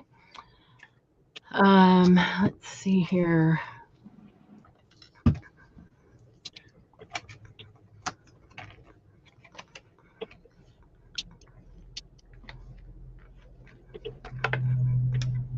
Okay, I don't know if this is going to work, but I'm going to try putting some clear collage gel with this black. I'm going to try mixing it up. I'm just using a piece of acetate. All my palette knives are packed in the mixed media box as I reorganize, so I'm going to use a piece of acetate. And I probably got 85 credit cards in a thing, and I can't get to those either.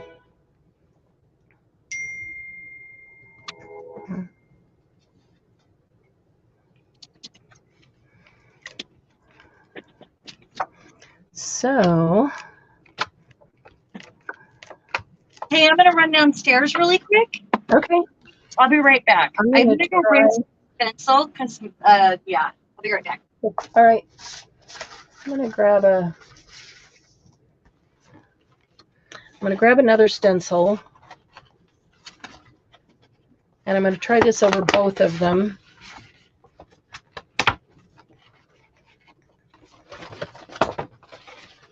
Let's see. I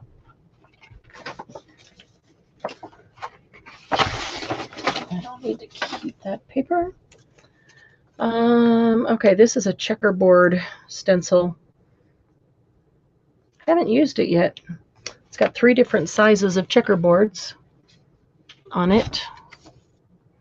None of them are as large as a checkerboard, but okay, so this is the one that has the gel medium in all these places. So I'm gonna see. Oh, it doesn't want to go down in.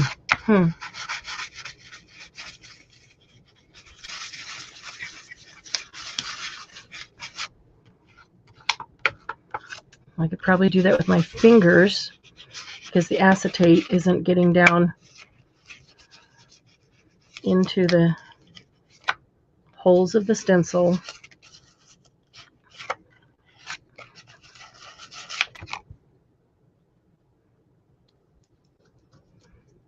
And the gel medium starts to dry pretty quickly anyway.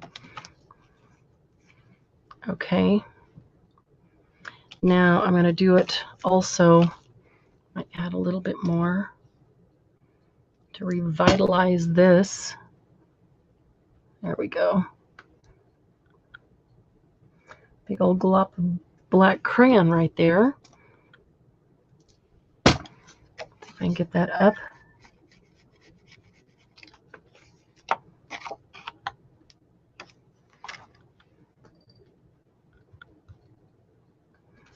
And let's do this over the regular one.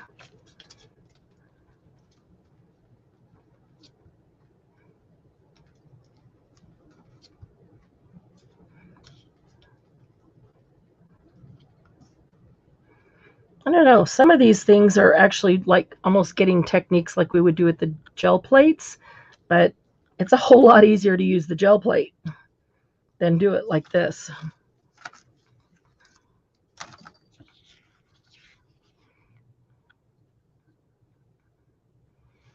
Interesting.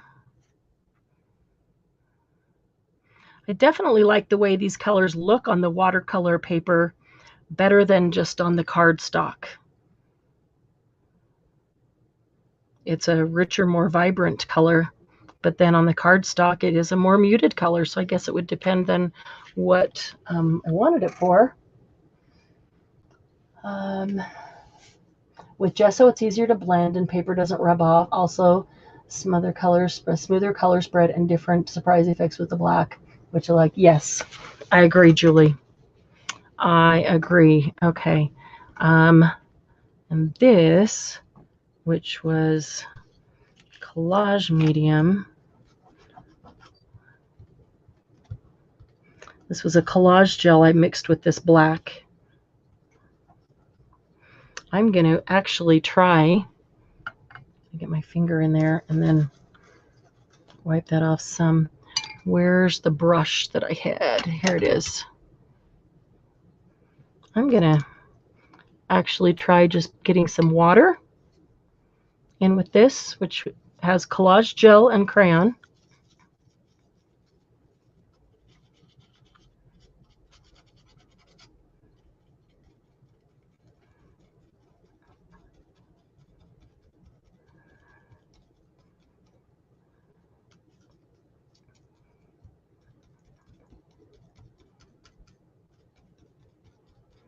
Has anybody heard from Glynis or Candy? Should I be concerned? Margie, are you still here?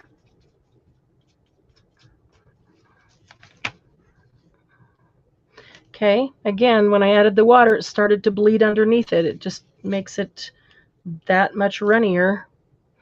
And you really have to just stipple when you're, especially with water, you really have to stipple or it will go underneath it. If I try to spread it, you can spread a medium on and it'll stop at the hole, but if you spread anything that's got water on, you're pushing it up against the edge. It's going to try to go underneath the edges of the stencil if it can.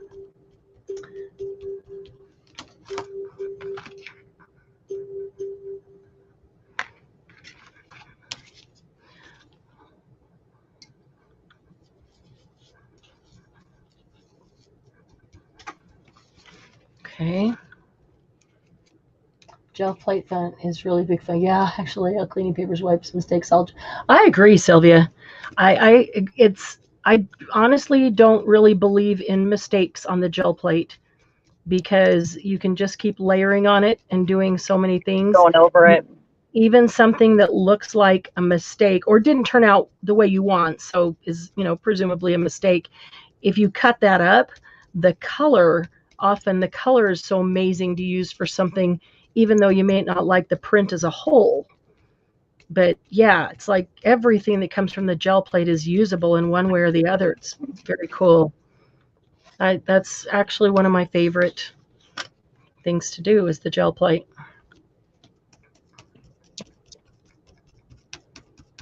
And these, a lot of these mediums and media, I wouldn't use glues and things like that on the gel plate, but a lot of the media that we're going to use or that we all do use can be used on the gel plate. Watercolor, alcohol, even these crayons. Cut some off on here like this. Instead of adding any gel, collage gel, just add some water. Water it down and use that on the gel plate. Well, it just wants to tip today. I don't know if ball bearing's getting worn out or something on it, but it keeps tipping. I came back and it was completely tipped down. Oh.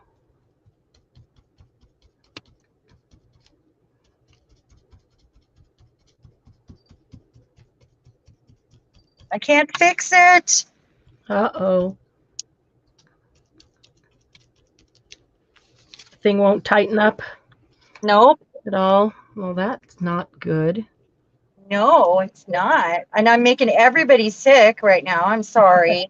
I'm not looking because I don't want to get dizzy. That's all. Okay. Well, I think I flip the thing over a little bit there. The problem is I have a cord pulling on it too, Oh, yeah, it doesn't help. No. It doesn't help. Can you pull the cord up and I did. I tried that. I tried taping it. Yeah. Mm-hmm. Yeah. Is there okay, I anything can do that. Okay. There we go. It's more balanced, at least. Okay. Sorry if everybody's feeling sick. I'm so sorry.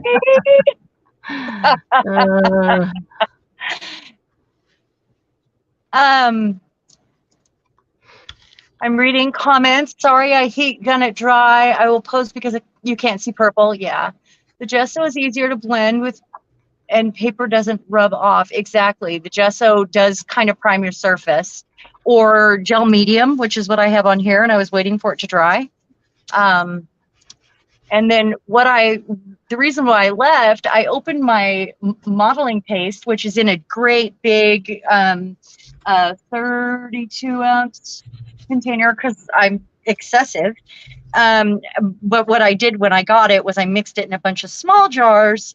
I tinted with paint. So I have all these little jars to work with, but there was only a little bit left in this giant container. So when I opened it just now, I haven't been in it for a while because I used the little jars. Ones, yeah. I opened it just now and it was just like solid. I mean, it was still wet, but it was solid. So I wanted to run some of that over a stencil and then use it like watercolor, some of the gel crayons over it and give it a wash for the next card. But when I did that, I had to take my stencil down and wash it in the sink because it was so thick, and I had added water to my gel to my modeling. I should have brought a water pan, and I didn't. It's okay. Julie said Margie left because she isn't interested in mixed media. Tina said, say hocus pocus. Yeah, really. Or abracadabra. Yeah, Lucy, you're right. Gesso is the primer. Gesso, clear, black, or white gesso. Generally, those are the colors it comes in. And sometimes you can find it in metallics, but those are in the primer. It gives your paper tooth and something to grab onto. Or abracadabra. I wanna reach out and grab ya. Julie, have you heard from Candy or Glynis? Any idea Abracadabra. where they are? Is everything okay with them? Let's try that one. So, swatch carding away. Slip sliding away. I wonder, maybe I want to do bubbles this time. Bubble, bubble, bubble, bubble, bubble, bubble, toil and trouble. That's right. Came from the Hocus Pocus. Yep. That's right. Bubble, bubble, bubble, bubble. It goes on so much nicer over the gel medium, over the Mod Podge. Oh my gosh, so much better. It doesn't grab like it did. Because I had those cards half painted with clear gesso, and it didn't make a difference. Funny, huh? Interesting. Yeah, that is interesting. So that's a good. That's good to know that.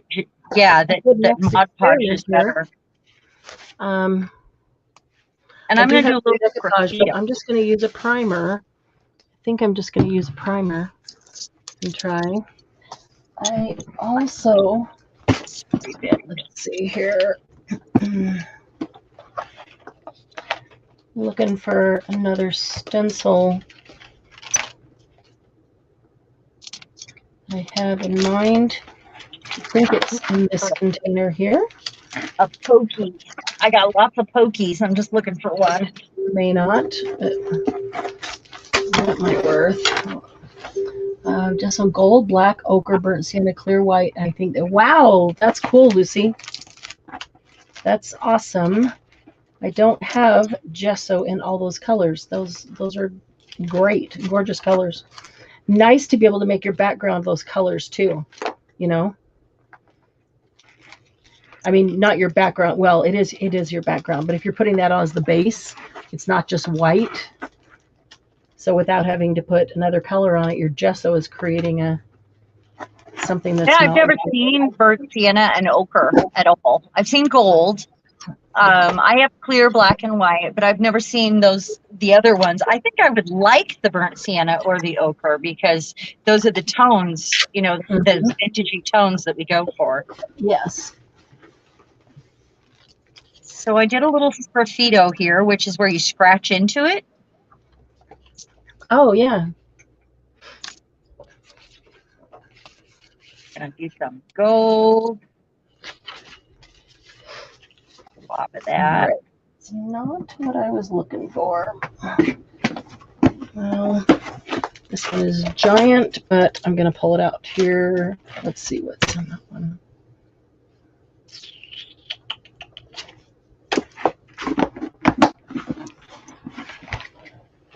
Tina is asking if you have to make them. Like you said, you took your modeling paste and added color to it. Yes. That's how you would get those other. Yeah. Those are Daniel Smith. And I don't think they are making the colored ones anymore, but she could be wrong. But yeah, so there is a brand that has them. But yeah, you can always make, like if there's a particular color of ink or crayon or something that you just really love, you could make your own. Even just a small amount for that project, but I used just paint because it was way back acrylic when, and paint. I was using a lot of acrylic paint, and I just used acrylic paint. Yeah, I think acrylic paint would last long in them. I think that would be it's good for them. Yeah. Oh, my wrist is killing me, and I can't get this open. Come on. Come on, ride the train, choo choo, ride it. Come on, keep going. Actually, oh, there we go. Okay. Sometimes the lid gets gessoed on. Oh yeah, that modeling paste was so bad I almost took it down to Bill. Yeah. Yeah. All right. So let's get a paper towel. Right. I think that'll work. I think I might grab just this little plastic pellet because I can put I'm deciding whether I want to put Tiny pencil. I don't know why I'm having to decide because I could do them all. I can do as many cards as I want and do them all. But I've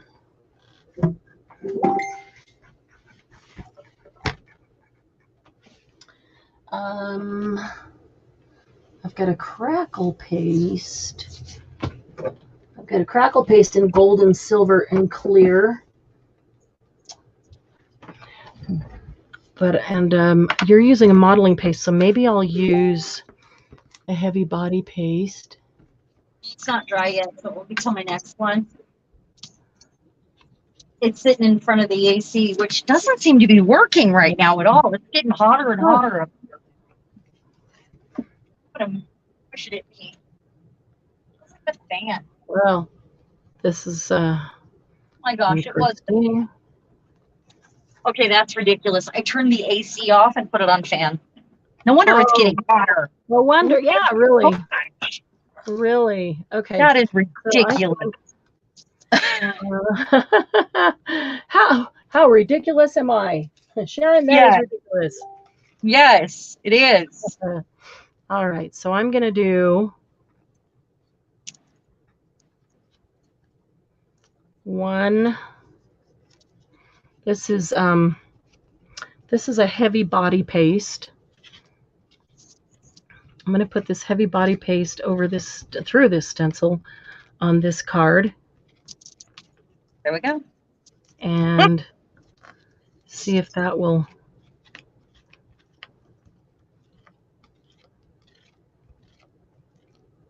Lucy said to put Vaseline on the screwy part of the a great idea. bottle, and it works like a charm. That's great. It's a great idea, Lucy. It helps to seal it too. Thank you for the tip.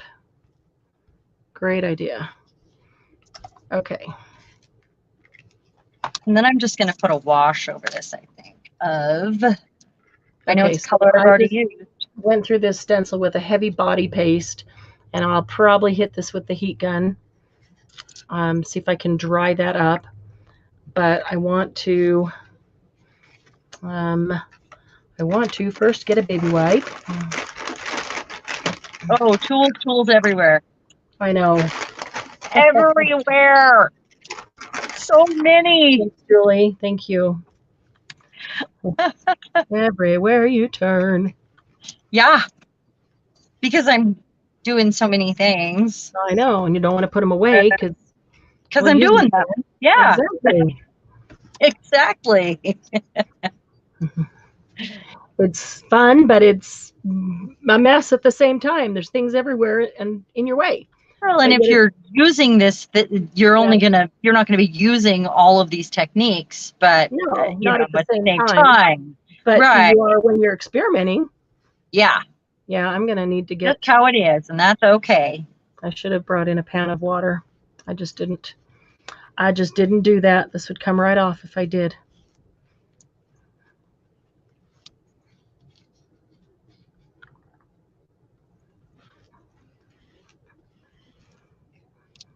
Let me bring this up here. Letting that start to air dry while I just clean up this stencil a bit. And boy, that AC is working now. Nice. There's a fuzz. Look, I stenciled on my glass. Hearts everywhere. And not a heart to spare. Really?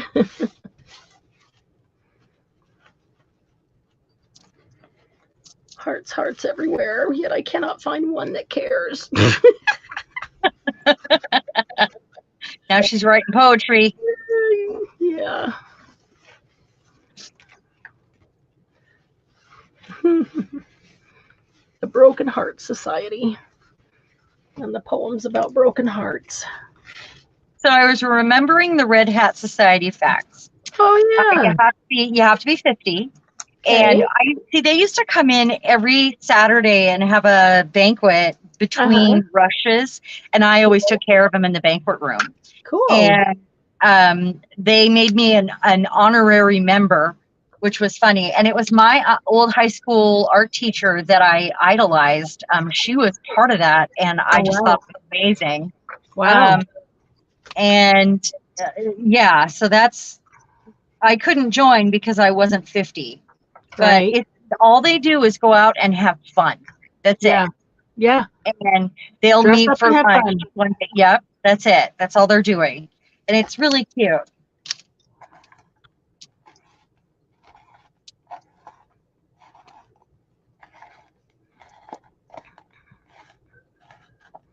That fabric with the Red Hat Society on it was so adorable.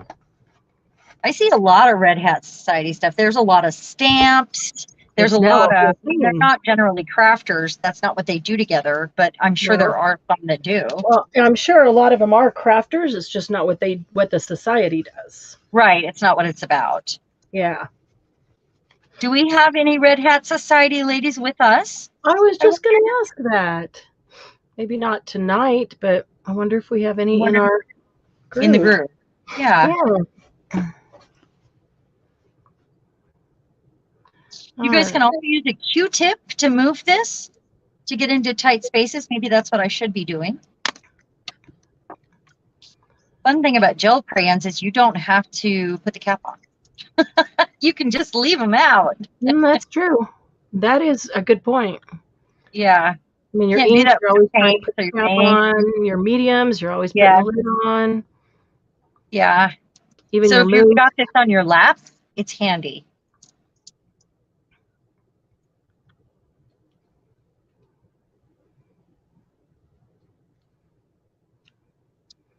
I'm cleaning up some medium, taking the foil thing off the top, and because it tipped over and medium is just everywhere on it. So I'm just going to remove it.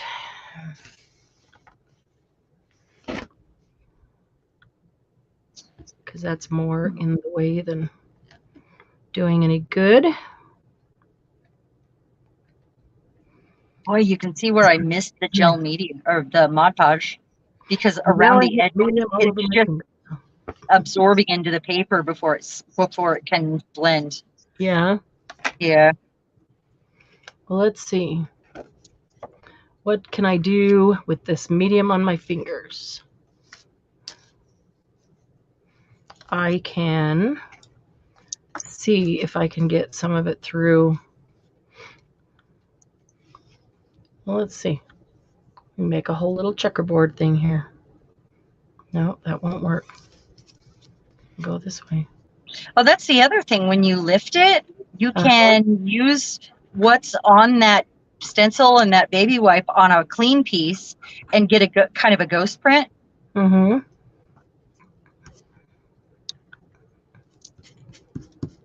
So that's a time to have one of your tags sitting around that we mass made. Oh, yeah. I have the box on my desk, and I'm constantly stuffing new things in it, new tags from, you know, leftover projects and stuff. Yeah. That's a great idea. Because you can grab a tag that's just a base. Right. And do something on the base. I love having the bases around. They're right there on my desk. All right.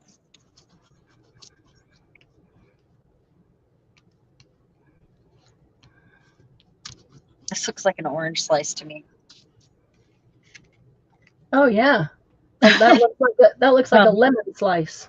Yeah, it's completely unintended. What I did was a different kind of sgraffito and a stencil in each one. Different, each one. Oh, okay. So that was a stencil. That was 1, 2, 3 stencils and 3 different scratchy designs. The one that makes that look like a lemon slice. Yeah. Yeah, it was. Let me dry this real quick because I want to continue messing with it. Okay, so now I'm going to see if I can clean off my fingers a bit of this heavy body paste.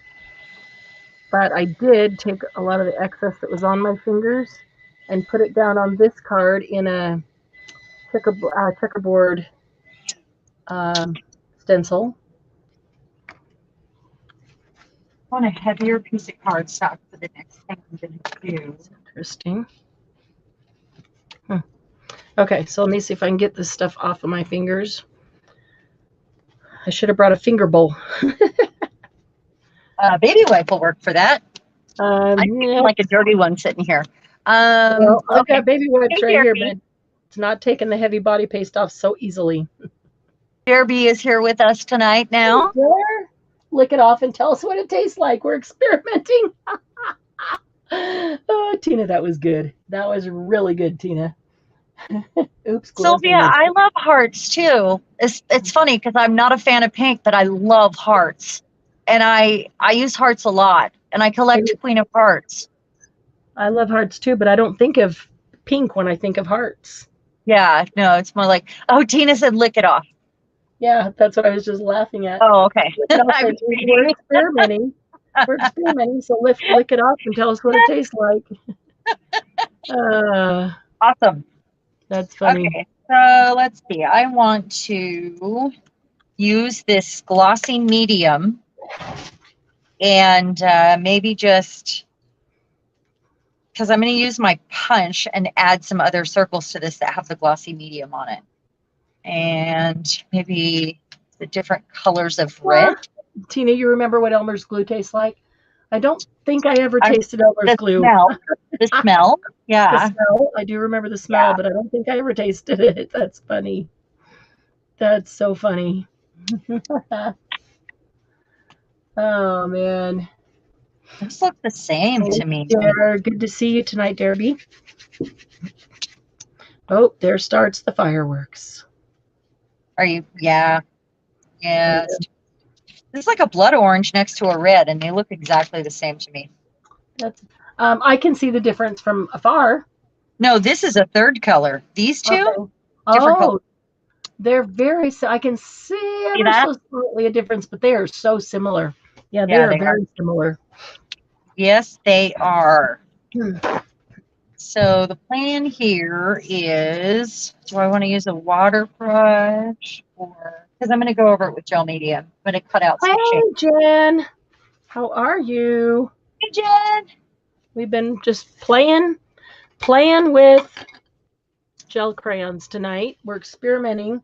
We're making a playbook on 4x6 cards that will go on a ring, and it will be all the different ways that we've experimented. Yeah, just like swatch cards, but just different ways that we've experimented with the gel crayons to see what they do, and different kinds of gel crayons that we have even.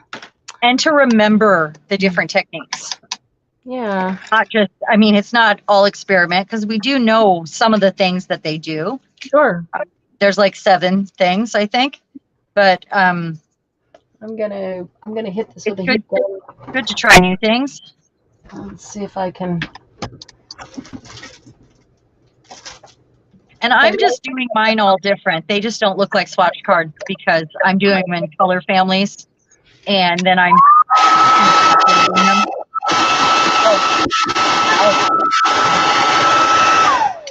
Marianne. Yeah. That is the most high pitch, crazy sound. Really? It is. It's terrible. It didn't sound. It's never sounded like that before. Okay, just let's try. So you know. Let's try this one. It's like a screaming banshee. Oh wow! Well, that's horrible. I'm not going to do that. Yeah. Thank you for telling me. Okay, yeah, no, I'd want to know. Let's try this one. Yeah. There you go. Okay.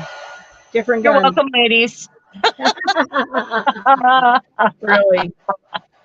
Oh, Trudy gets a new kitten. Yay! What? Orphan Annie hates pink. My Thurston, XOXOXO, and lovely Sharon and all. Oh, hello.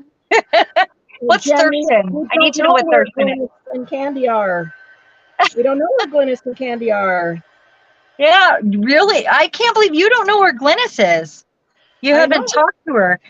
She sent out the announcement. Oh, good. Yeah. Maybe she sent you a message. I guess I should check. She would have sent it to you and not me, I imagine, because she knows that I can't look at my phone. Oh, that's true. During, yeah. Yeah, not during.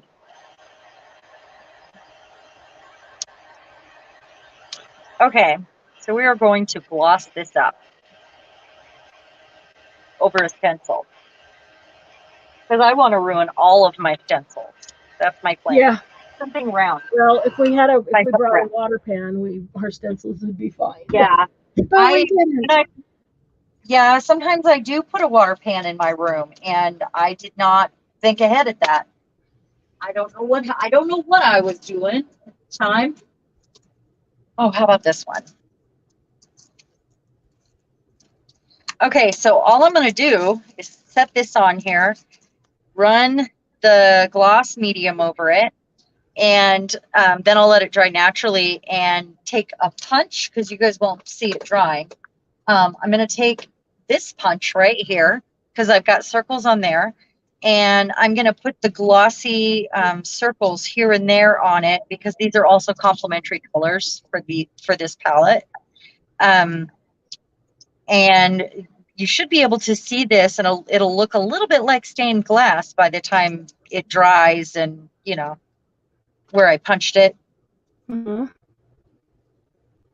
It's got to be gloss for that, though, for sure. And I can't open it.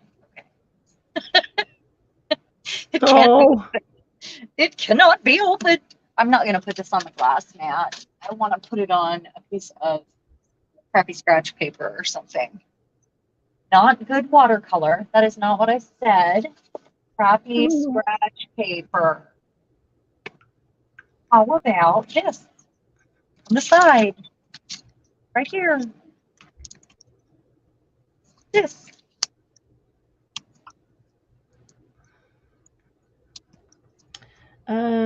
Okay, let's see here. I hope it's thick enough. Doesn't run under.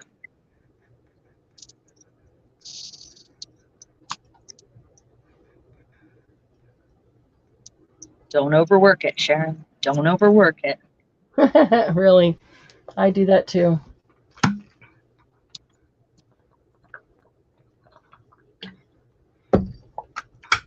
All right. Ugh, stinks. See if these are dry enough. I didn't dry them very long, but there's not very much there, so just want to know if they're dry enough to get some wet crayon over them. That's kind of cool looking by itself. If I put that on black paper, I think that'd be really neat looking. Hard to see because of the glare. There it is. Get a good angle in there.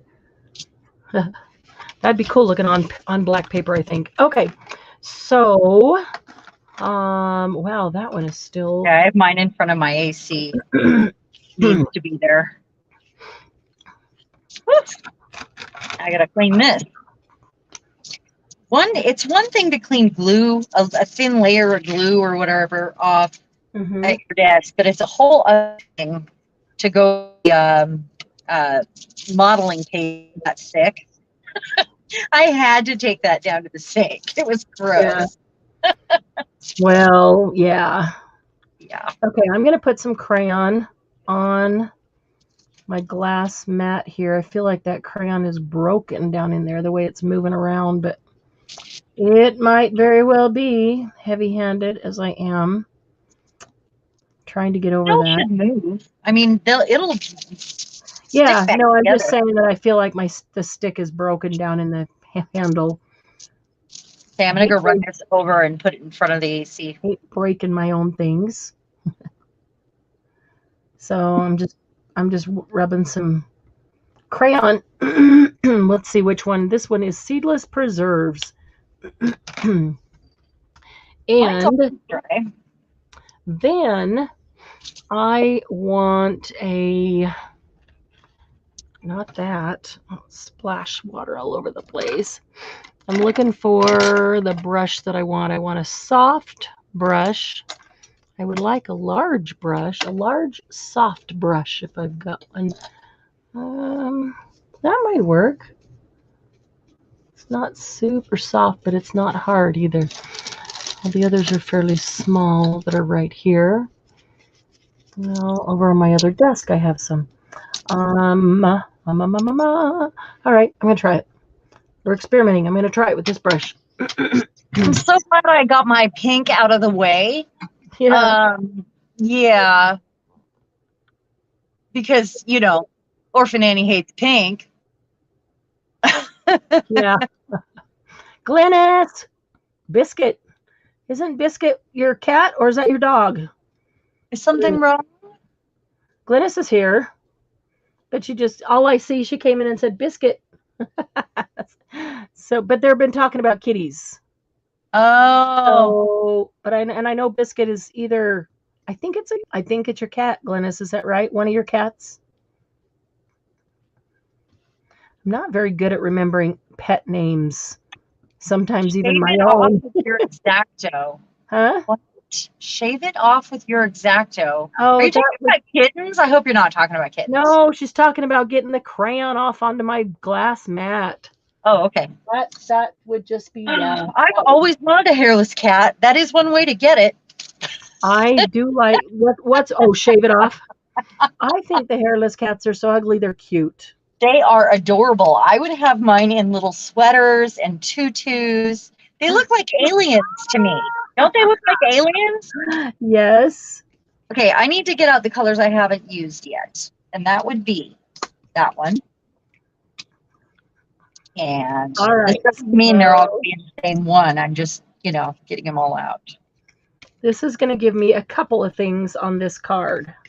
This one. And I'm going to skip the pink. The other pink. Let me see. Card. The other pink. Skip the other pink. Yeah. How rude. Pink.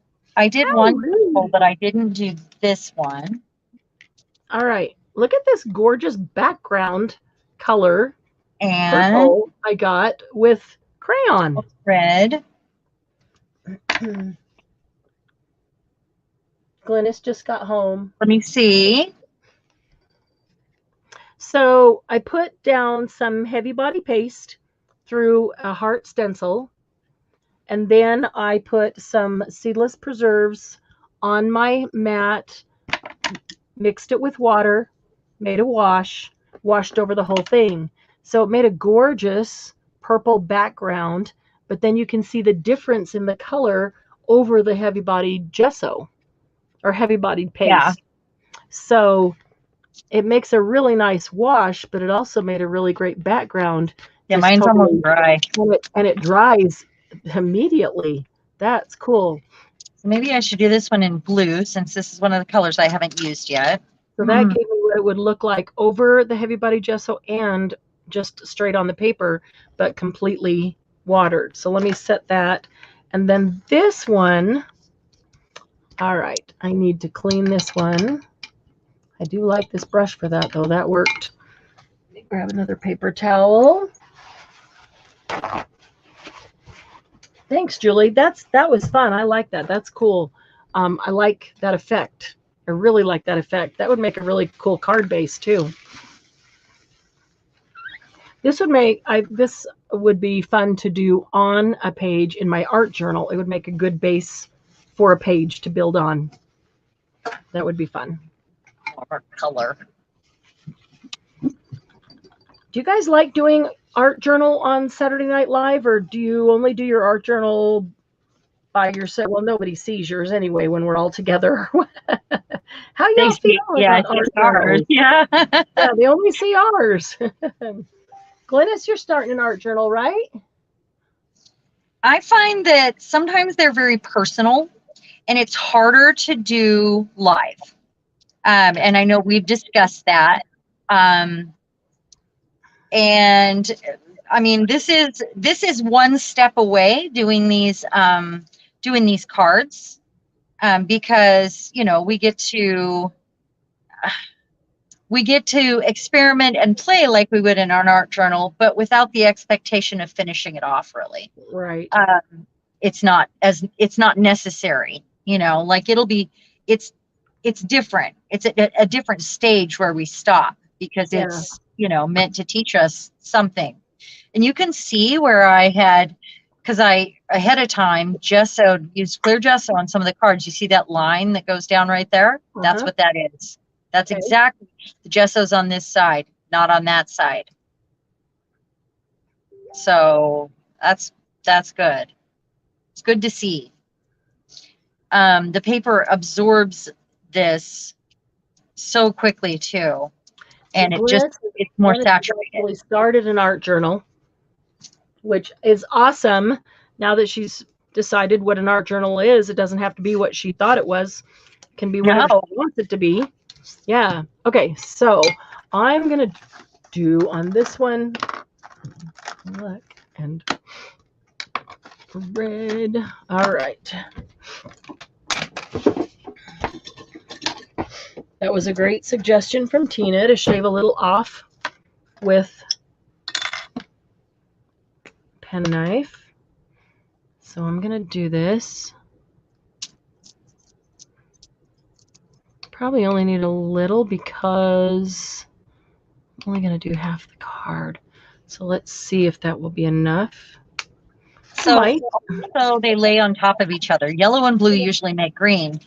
But because one color's dry before I add the next, they don't blend the same. They kind of do that laying on top of each other like distress ink does when you dry it in between. But if you heat set it, if you don't heat set it and then you add water, they will blend. But if you heat set it, and then you can put another wet layer on it, and it will never blend. That's what's cool about those.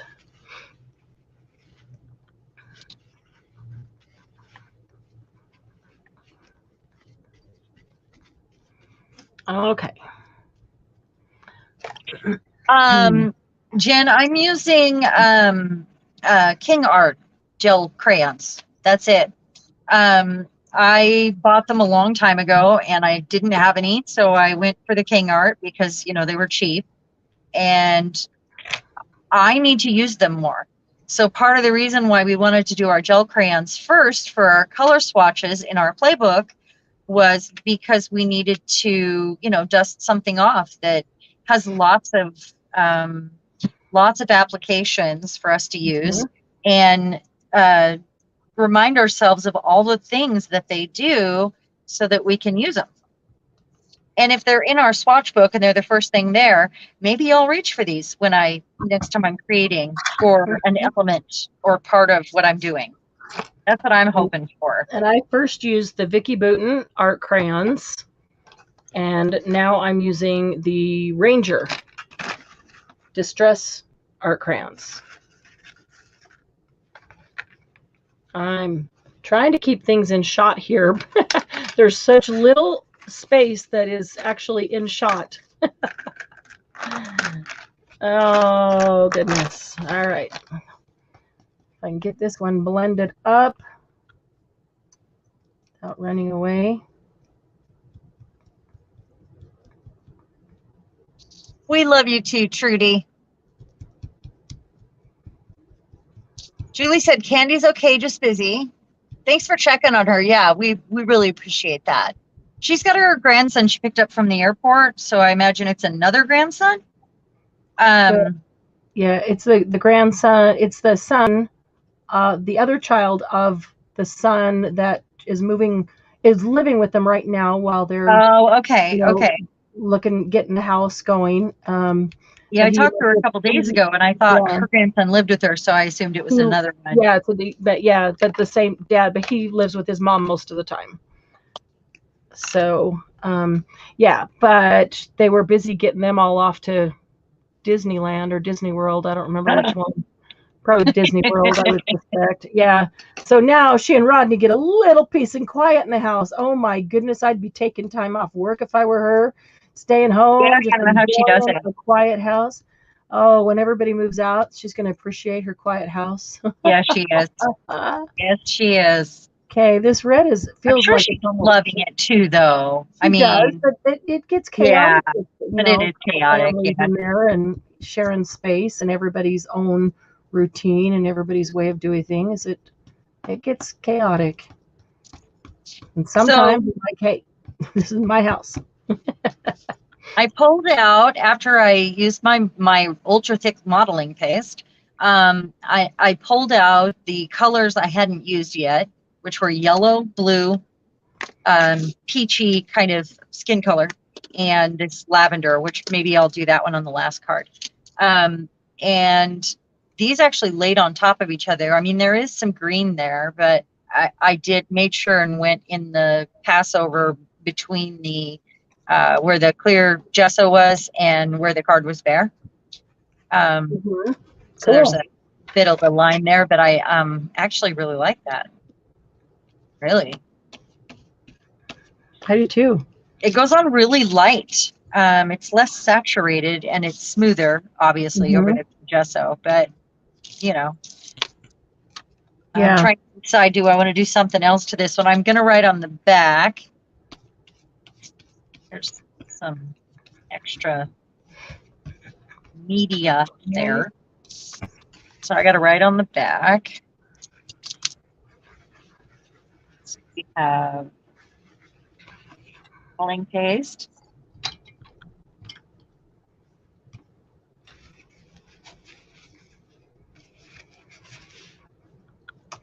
All right. So what media do you have? We picked gel crayons to be the first one that we did this to, but what media do you have in your supplies that you maybe feel like there's more things to do with than you've tried, you'd like to see some experimentation with, or want to experiment by yourself or along with us?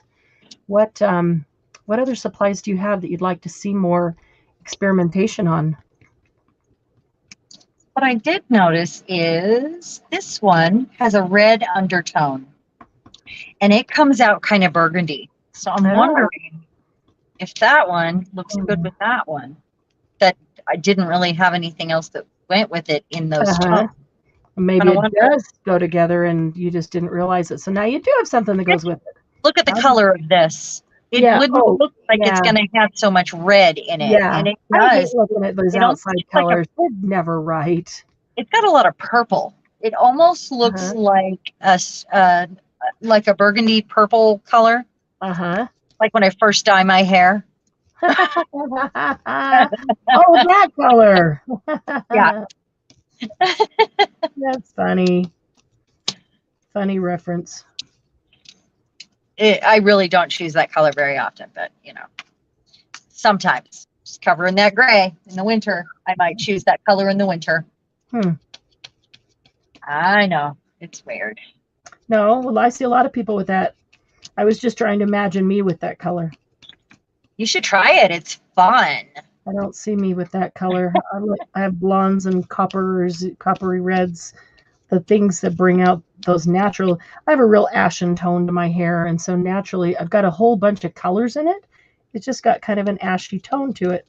So if I put in the colors that I have and it brings them out, it looks much better. So you recognize these that you gave me? Oh yeah, the tags. Okay, so these I thought would be absolutely great to if we want to put an accompanying color. And I thought I was going to do one where I stuck the tags to it. Mm-hmm. But you could do this with circle punches. You could do it with die cuts. These I just thought would be fun. But I can actually punch a hole in this and hang them in between if I want to do colors that go with it. Yeah, you could. Saw it. They might need gesso though. They're so slicky. You'd think that they would work nice, but the color, well, you just have to put a lot of layers on to get the color.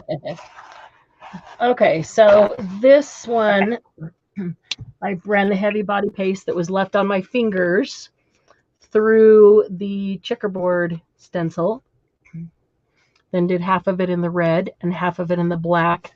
And what I noticed, this is using the Festive Berries. Where's the, let me find those other papers here. On the watercolor paper, the Festive Berries came out quite red. On this one, when I mixed it with water to thin it out and put it on, when you thin out that red, it became more berry-like, which to me is almost more, it's not pink, but it's getting there. It doesn't feel red like a checkerboard red. I feel like I would have to do multiple layers to actually get red. And then the black came out kind of gray. No chaos. But then I'm looking at this and I'm wondering, what if I just did this right? What if I just did this right on it? There we go. Like this. What if I did this just right on it? If I wanted a deeper, richer color. And then took, what did I do with it? The same brush. I don't know if that'll work. Maybe. I guess it's just putting more layers on it, but putting it directly to it instead of mixing it on the. Oh yeah, look at that. I'm getting a lot better saturation of color. I like that. I like that a lot better.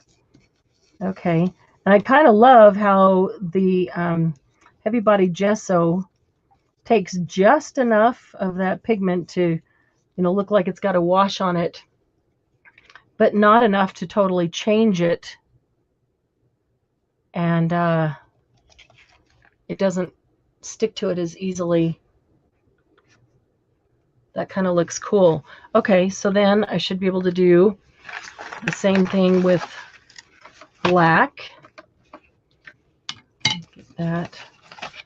And make that a little more black instead of gray. I go a little crazy this time.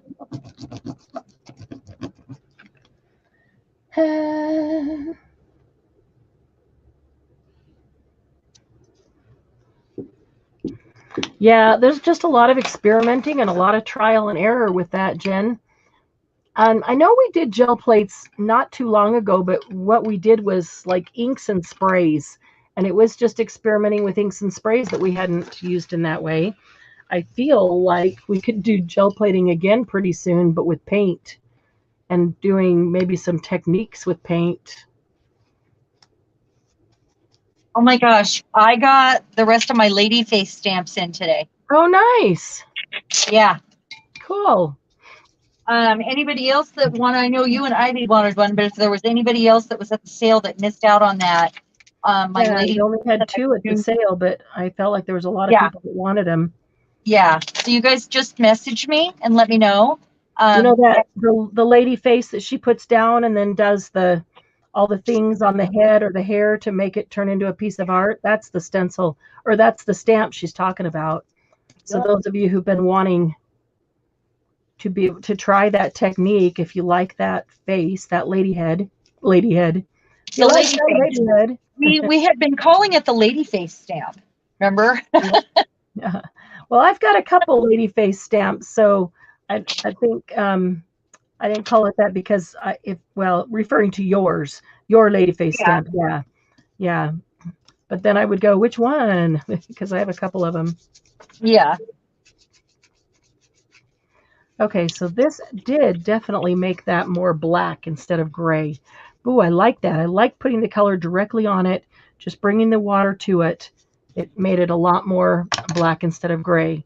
So then... You got gesso down first, or did yours blend? Because mine don't blend without gesso if I do it like that. It did blend. It did blend. The heavy body paste is the ones that are the light color, and it's just crayon in between them, and it did actually blend quite well. I'm going over the places, those little squares with the heavy body paste, just to bring up even a little bit more of that, to make a little bit more contrast. Whoop, didn't mean to make that one totally white, but... Miriam, which red is that distressed crayon? Julie wants to know. It's Festive Berries. Festive Berries. I think this is already dry.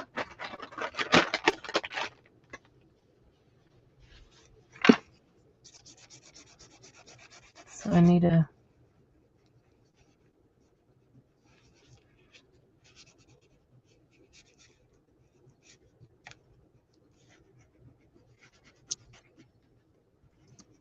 Okay.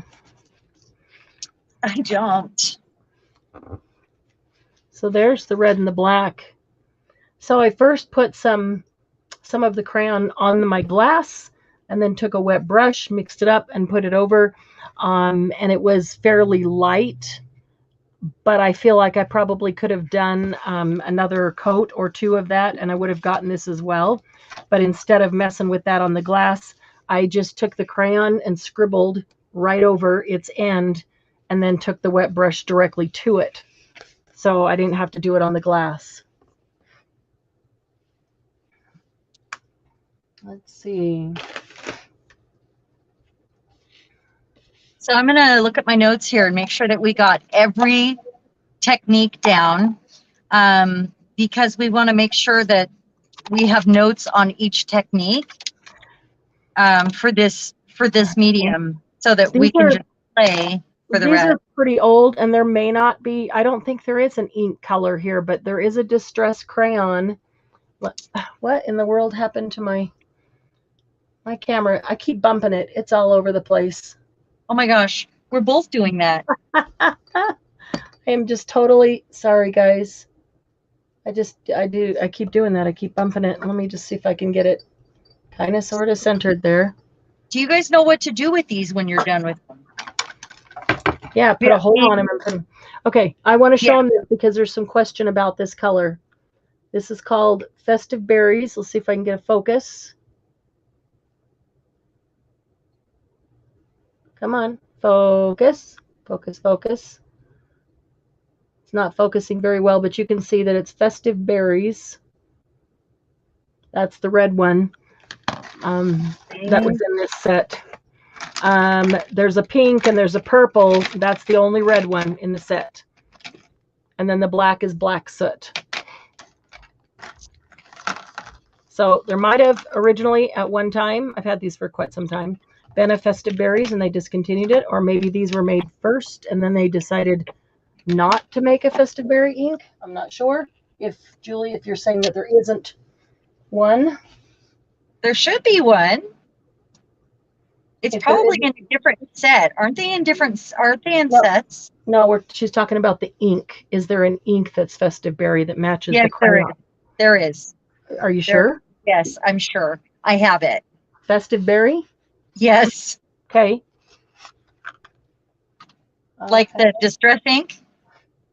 Is that what Yeah. you're saying? Yeah. Yeah, I have it. Because Julie was looking up, says there isn't one. Oh, mine is right here with my right person in. Okay. Festive Berry. Hang on just a second. And it comes in the big one, and it might not be in a little set. I think all of them come in a small one too. Do you have Okay. This is new. Okay. Yeah. I might have it too then and not even realize. You might actually. Yeah, you might. Actually, I've got the little ones close by that I could grab here.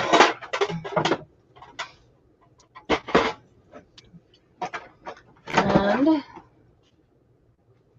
Fired Brick, there's Raspberry, there's Barn Door, there's Ripe Persimmon and Lipstick, and Festive Berries.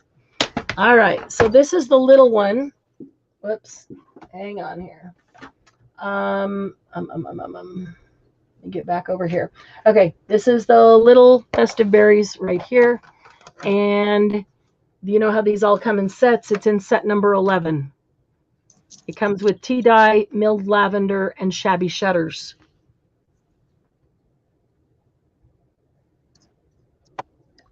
There it is. Okay.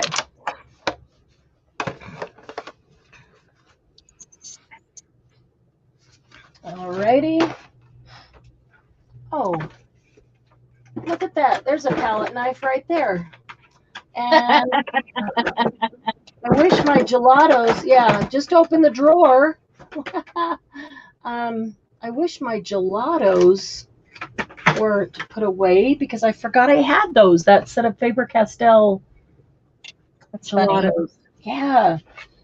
See, that's part of the reason I wanted to do this, because I forget what I have.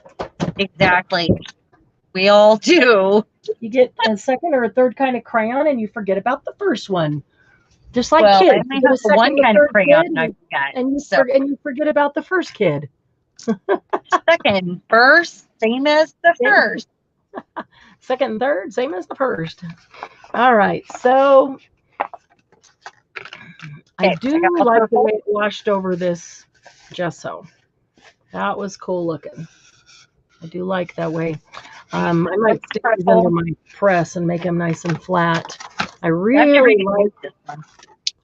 like the way the Vicki Boutin crayons blend with my finger. And even I'm feeling the paper now, the Vicki Boutin crayon paper, it feels velvety. It feels so smooth and velvety, and those crayons were so creamy and easy to blend. I love that, just even with my finger.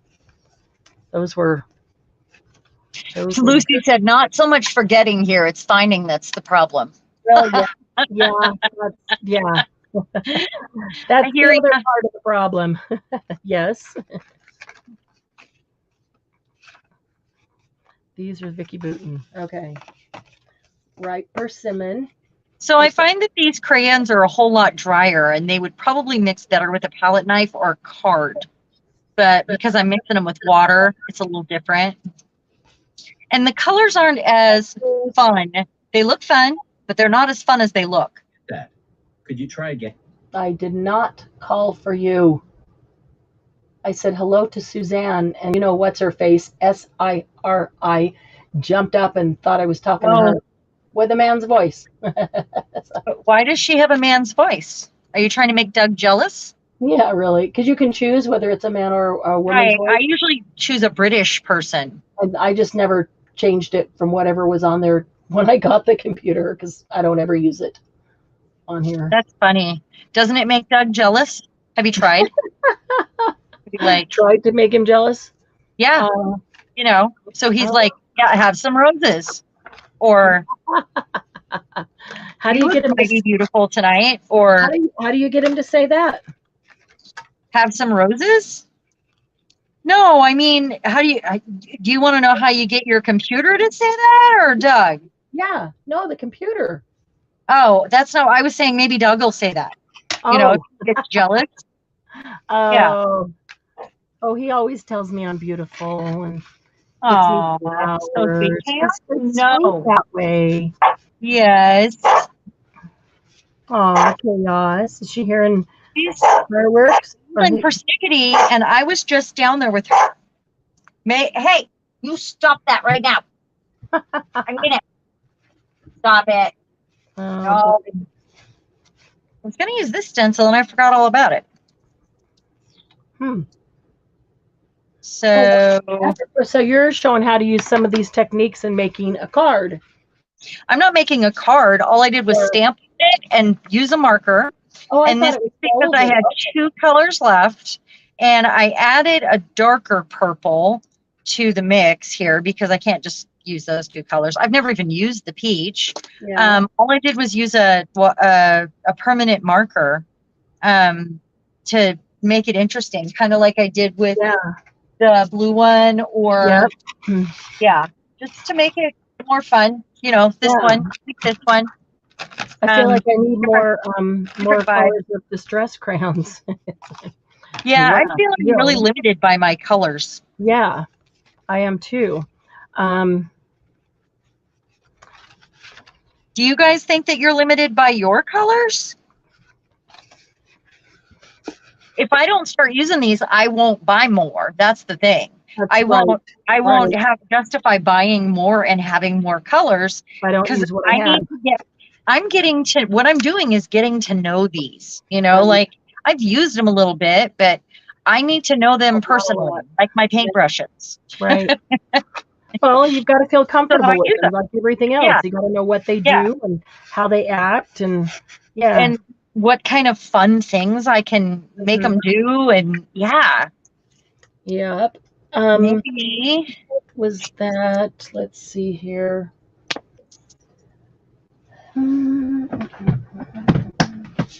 Maybe like this.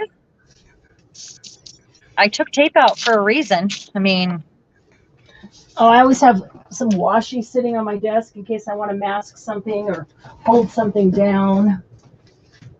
Washi it down. That holds it down. You know, like you're gonna washi it down. Yeah. Awesome. Oh, cool.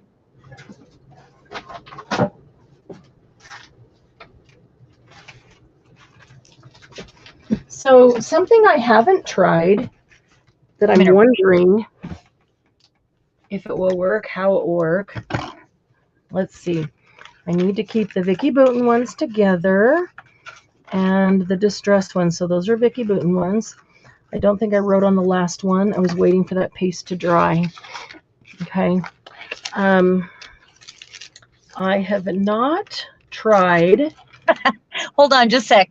Jen's woman SUV GPS car voice doesn't say complete cuss words.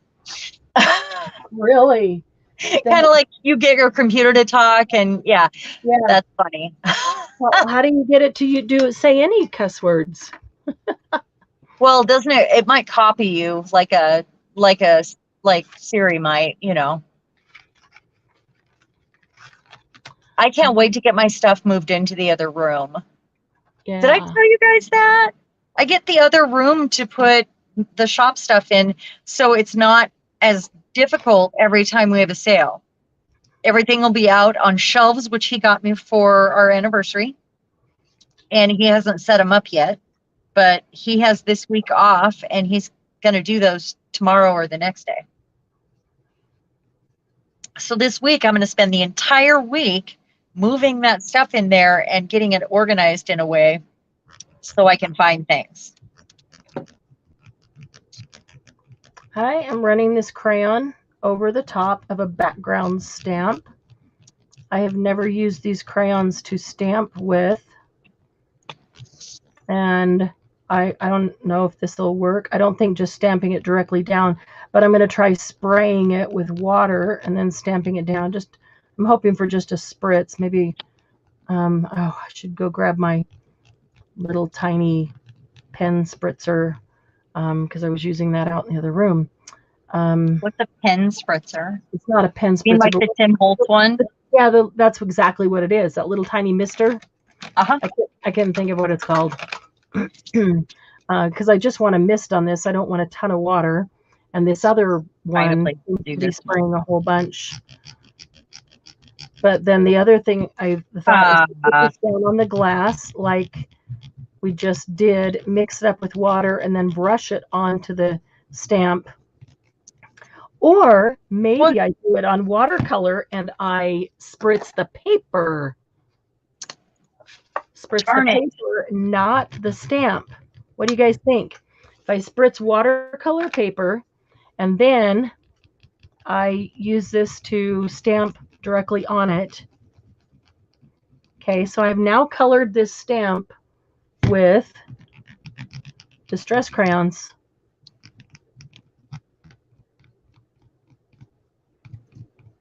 So anytime my card has been too wet, I'm going to go back in and write on it afterwards. So because it's hard to, so I'll have to remember anything that I did. And my tape kind of peeled off some of my paper. So I went over it with a finger of Mod Podge. Mod Podge is very hard to say. It's hard not to go straight to Mod Podge. Yeah. And we know better. All of us know better. We hear people doing it. Yeah.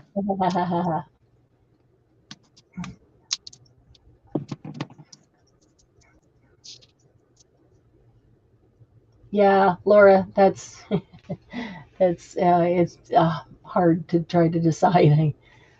Okay, I'm gonna try that. I'm gonna try spritzing the paper instead of the stamp because it is watercolor paper, and I just spritzed everything else on my desk at the same time. More fireworks.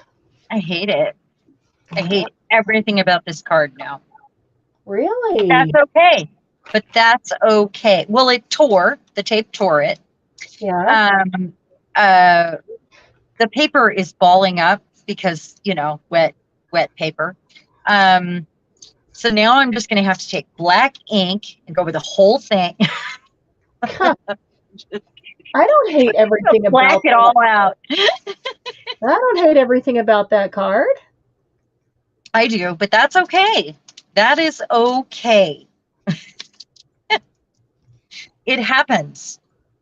What are you gonna? At least I did it on a swatch card instead of a project. I mean, that's a bonus, right? Yeah, exactly. Yeah. I won't just try. Well, it depends on how important the project is. If it's something, you know, that can get ruined, I don't like just trying something straight on the project because what if it doesn't work? Then because I've done that before, and then I'm like, now I hate this. Now I don't like the project at all. And then you got to cover it with 9 more layers. Got to start over. Okay, kind of worked, kind of didn't. Is that your phone? Yeah. Interesting. So there's still a lot of crayon here, so I'm going to spritz it. How many colors do you have left to experiment with and make swatch card? Oh, I did all the colors on these. I did a circle of each color. Oh, did you? Okay. Yeah. So I have touched every color in one way or another. I'm gonna do it on the other side to see what I get clean.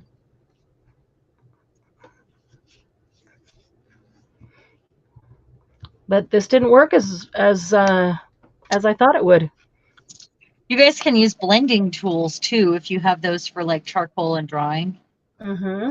They can be used with these as well. Like I have some right here, maybe. I should have one right here. that maybe I do her skin with, or maybe not with charcoal on the end though, because that's do her skin with charcoal. Yeah, that I is weird. Smearing the last color all over her skin. Yes. Yep, Okay, that's right. A little bit better. Now she looks like a zombie because I've colored everything but her face peach. She looks dead. She looks okay, dead. so that might work as a background to build on. Definitely to build on. I just feel like there's probably a lot more. So I'm going to try this. I'm going to try now taking a brush and water brushing on here to activate this stuff. Problem is now it's down in between too, so I'm probably going to get a big ol' mess down in between.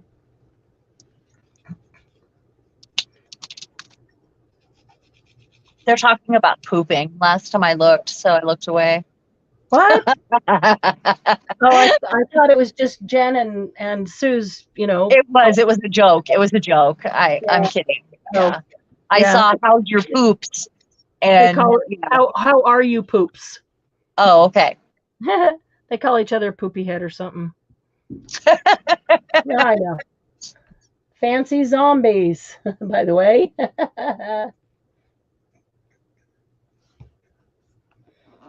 July is going to be a much better month than June was all the way around for all of us, right? Yes. It's been pretty rough. We needed it, play and experiment time to, you know, for anything new or collecting dust or whatever, but we also needed it for our soul. Right? Yep. Yeah. I just feel like these colors are so weird.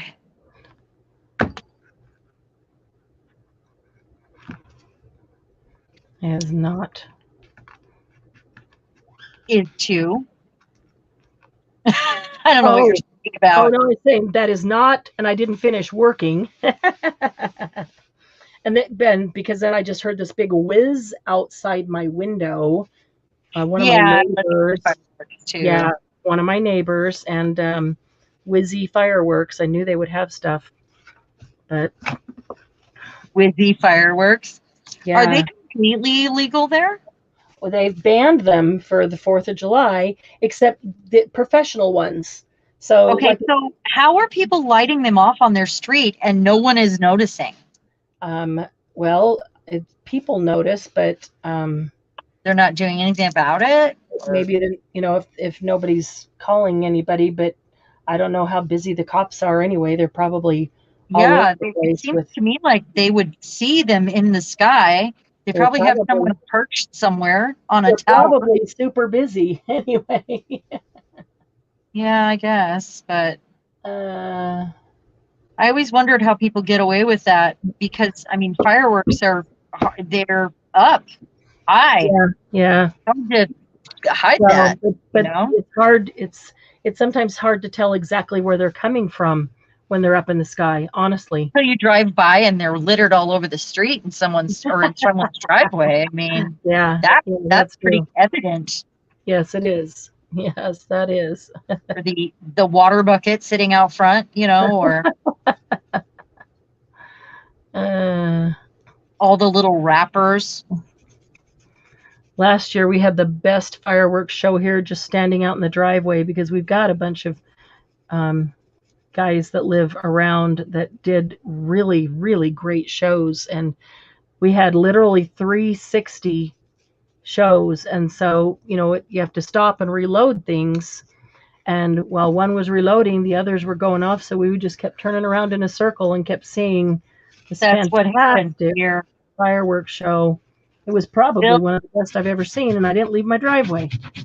Bill takes his drone and flies through them and gets really cool shots. Wow. Yeah. Yeah, it's pretty amazing. They don't do any damage to the drone? Or is that only if it doesn't, taking the chance? No, it would, I mean, it's quick, and I said the same thing. Taking the chance that nothing actually hits the drone. Yeah, yeah. I mean, maybe in future. Yeah. Who knows? Yeah. It's possible. It's always possible, but it could happen, but yeah.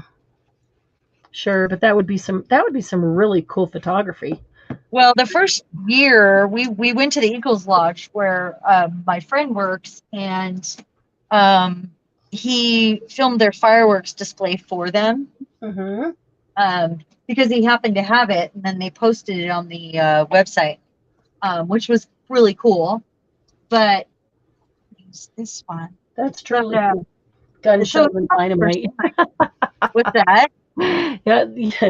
Yeah, the Deep South, gun shells and dynamite. Oh yeah, fireworks, right? Yeah, fireworks or gun shells and dynamite. Yeah, yeah. Try that Festive Berries, and because I don't like what happened with the stencil there, I'm just gonna mix it up a little bit. I should be using actually Vintage Photo, so I know what happens with Vintage Photo over it in case I use it, because Vintage Photo is when I'll be more likely to use. Right. I'm trying not to use anything but the crayons. I'm just finishing this off. Ink has been the only other thing I've used. But, you know, you do you. Because, you know, that's what this is about. I mean, well, yeah, but really? What? But what? Oh. Really? Let's see. I mean, they're my swatch cards, so I'm going to want them interesting and not going to look at things that bug me. Yeah, so I need to finish them off. Better make them so that they look good to you. And I just need to see the colors that are there, you know. I need to know about the colors that are there, and I managed to utilize the colors I was missing out. Suze, are you in Georgia too? All right, there's so much color left in this, but this was the big Vicky Bouton. So I don't want to mix those products, but I'm going to bring this color over here because I just got this. I just got it wet. And wow. I don't know. I might end up having to do a whole new swatch card for this because this isn't ending up much like a swatch card to me.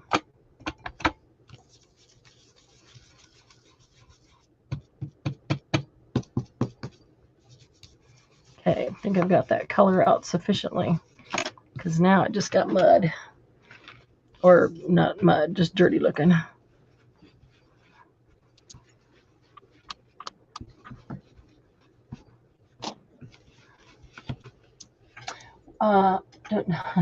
Don't tell her to read chat. What? I asked Suze if she was in Georgia too. And she said, yes, about an hour away. Jen says, I'm picturing Sharon with a little sparkle stick in her hand, like, woo! Why? Right, you know, Abracadabra? Yeah, when we were little kids, that was, we got to do the sparklers, you know. Or the snakes that made a huge mess. Remember those?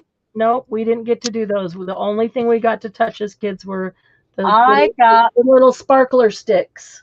I got my butt beat for stepping in those snakes on the ground. They told us not to, and then went in the house, and I was 5. And I remember, like, it was so much fun to stamp them down. And there was another boy there was another little boy from the neighborhood that was there too, and he was like, "Let's do it," you know. And that was the first spanking I remember. There were others, but that's the first one I actually remember. It was pretty bad. Because they told us not to. Let's do it, she says. Yeah. All right, I'm going to pull out a couple of colors that I don't usually use. Like, where is that peeled paint? She said she's an hour away from Dee Dee? No, about an hour away from Jen. I think she's an hour away from Jen. Oh, an hour away from Deed? Dead? It's French. It's Dede. Dede. Yeah. You're away from Dede and Jenny. Well, that's not where Jen lives. How far are you from Jen? Ooh, Lucy. Husband's friend blew his hand off with fireworks when he was a kid. Wow. Yeah, they're fun, but I think that there's more potential for danger than the fun is worth. Honestly, that's just my personal opinion. More potential for danger. I've seen fingers blown off. That's my Not favorite. whole hands, but fingers. Yeah, I've seen fingers. Yeah. And okay, I'm going to go punch out those other circles that I need to punch out. I feel like I did not get all these colors. Oh, the red one I got earlier. No. Didn't I do red? Did I not? Oh, I did red. It's in the You circle. were so busy loving the pink that you forgot to do red. Oh my gosh, that pink that killed me. I'll have y'all know that pink was painful. Oh, please. The pink isn't so bad. It's just that the way it went down, what you were trying to do, the technique didn't work so well. Yeah, I didn't like the way it colored the paste also. Right. But the pink color itself isn't so bad. It's just the way it all went down or didn't go down. Honestly, I have skipped one color on purpose. And it is the light Pepto-Bismol pink that I have in the pack. Like bubblegum? Yeah, I've used it. Yeah, I'm not a bubblegum pink fan. I don't mind mauve.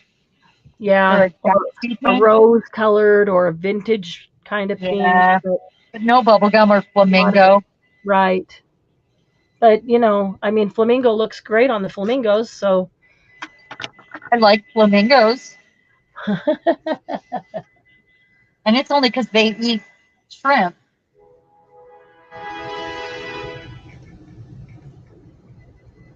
That's true. If they didn't have the diet that they did. Okay, so this is not dry, but see how it makes it shiny and pulls the colors out and makes the AC blow things on it? Yeah. Because that wasn't there. I stuck it in front of the AC, and who knows? Probably like a spider egg or something. It's in front of the window. Oh, that's funny. It's a beetle larva. Oh, God. I am so cool. I make things with baby spiders and beetle larvae. That's great. That is okay. gross. So, but I ran that through the stencil, and it makes it really shiny. And if you do that, and see, some of this is dry, but it doesn't look dry. You could do that over the whole thing, or do it over stencil, and it's dry, but it looks glossy wet. It does. Yeah.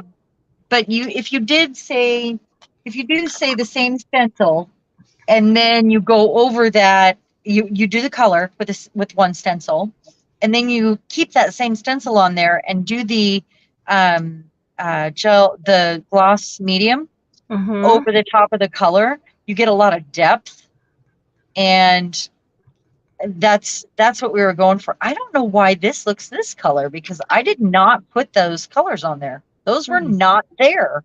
Well, it actually looks like something's overlapped there, so it's mixed.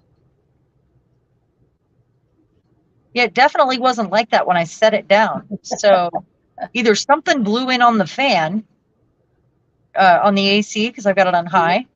Yeah, they're all grossed out by your larvae and eggs. And Lucy's, they were 12 or 14 when that happened with the fireworks. That's sad. The snakes.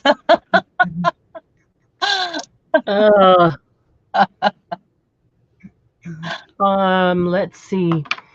All right, so I just took and put orange. What is this? Spiced marmalade over the top of that purple. Now I'm just playing with crayons on top of crayons on top of crayons, because it was nothing. It's like, wasn't anything. What if I mixed brands of crayons? Because I sure like let's see, but it's orange and purple. I don't know why. Halloween. I need a stencil. That's what I need. A stencil. I did not do. There was something I did not do.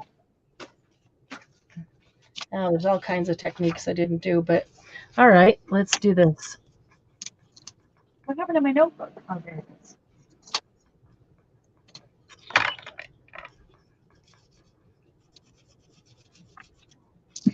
So only half of this is treated. I guess I need to treat the other half of it.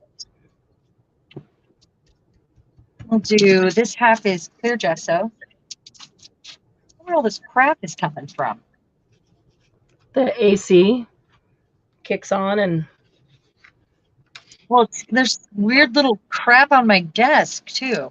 Oh, is it blowing? Is it, what's up above you? Is it something that would have... No, I think it's like balled up bits of paper and, Oh, you know, baby wipe that's shredded and, oh. you know, it's stuff that, Yeah. you know, Unless happens. there's spiders and bugs in the little AC vent thingies and it's blowing those out. Oh, yeah.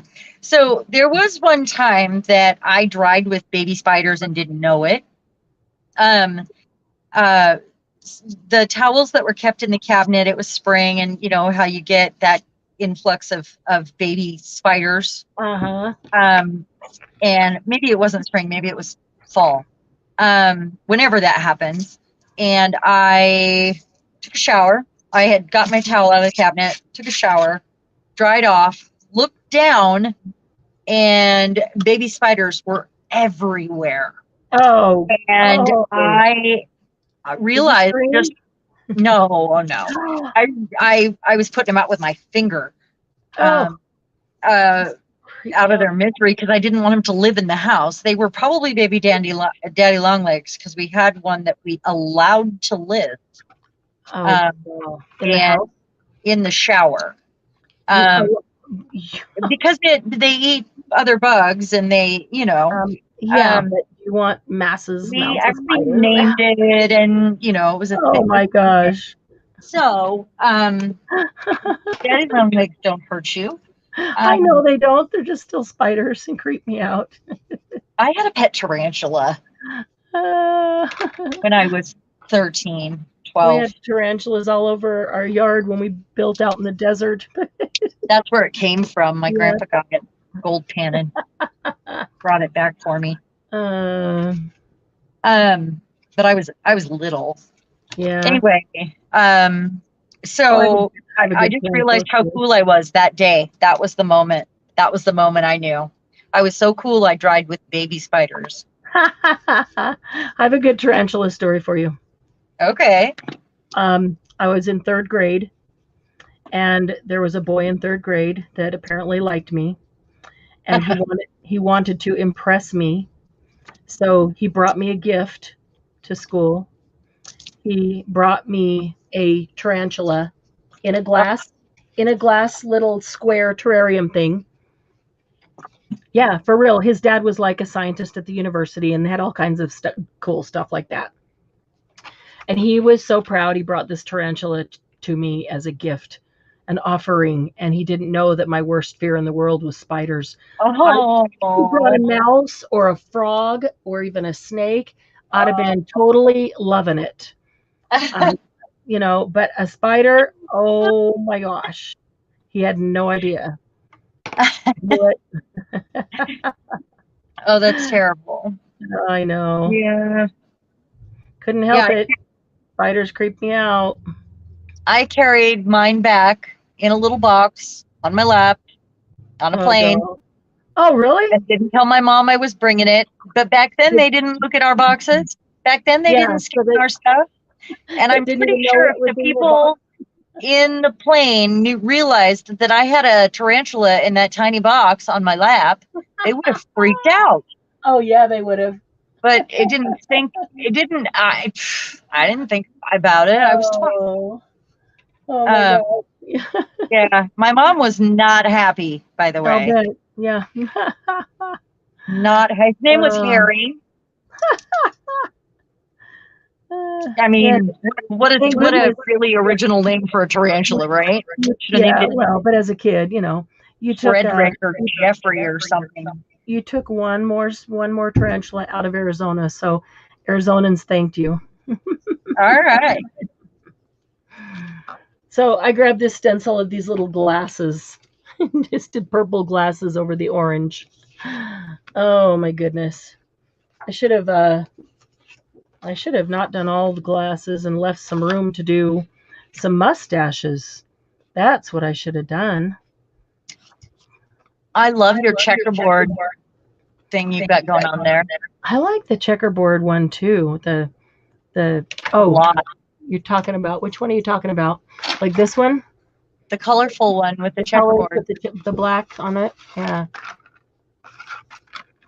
Yeah. Yeah, that's very cool.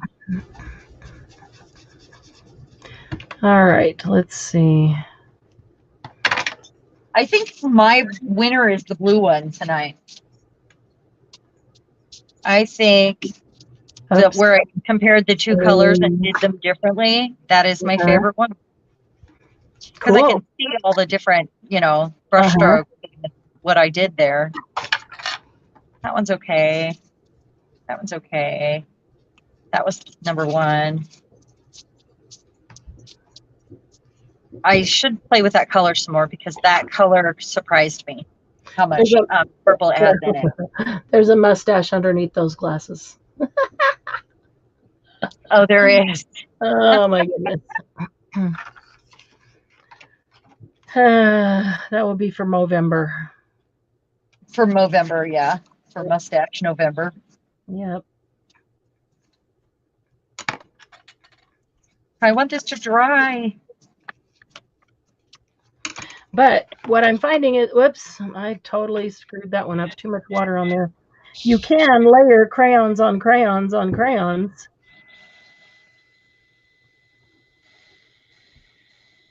And Lucy said we have to change this subject so she doesn't have nightmares. Sorry, Lucy. Yeah, really. You can layer crayons on top of each other, but I should give them some heat so that some of them will set. That is true. I should do that.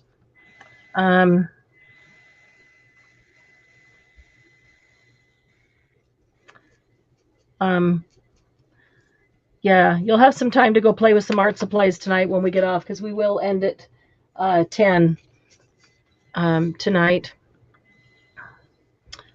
Gonna have to go hang on to Lucy.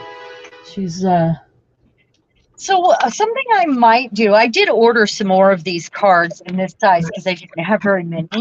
Something I might do is these ones that are thinner, I might double these up. I might transfer what I wrote on the backs of these to another card and make them double thick so that they're nice and stiff, because I would really like that. Yeah. I would like it if they have a lot of structure. Yep, I agree. That's why I decided to cut out cardstock instead of going with the index cards. I mean, my index cards weren't super thick. They, but they were probably Dollar Tree, and they felt like it. So these are old ones, so I'm surprised they're not thicker, actually.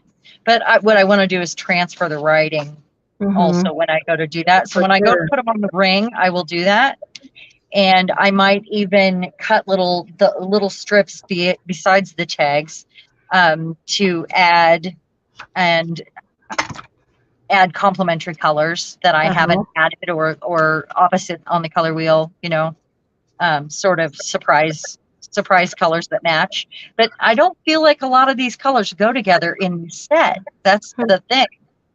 They're all just odd colors. Odd, very odd.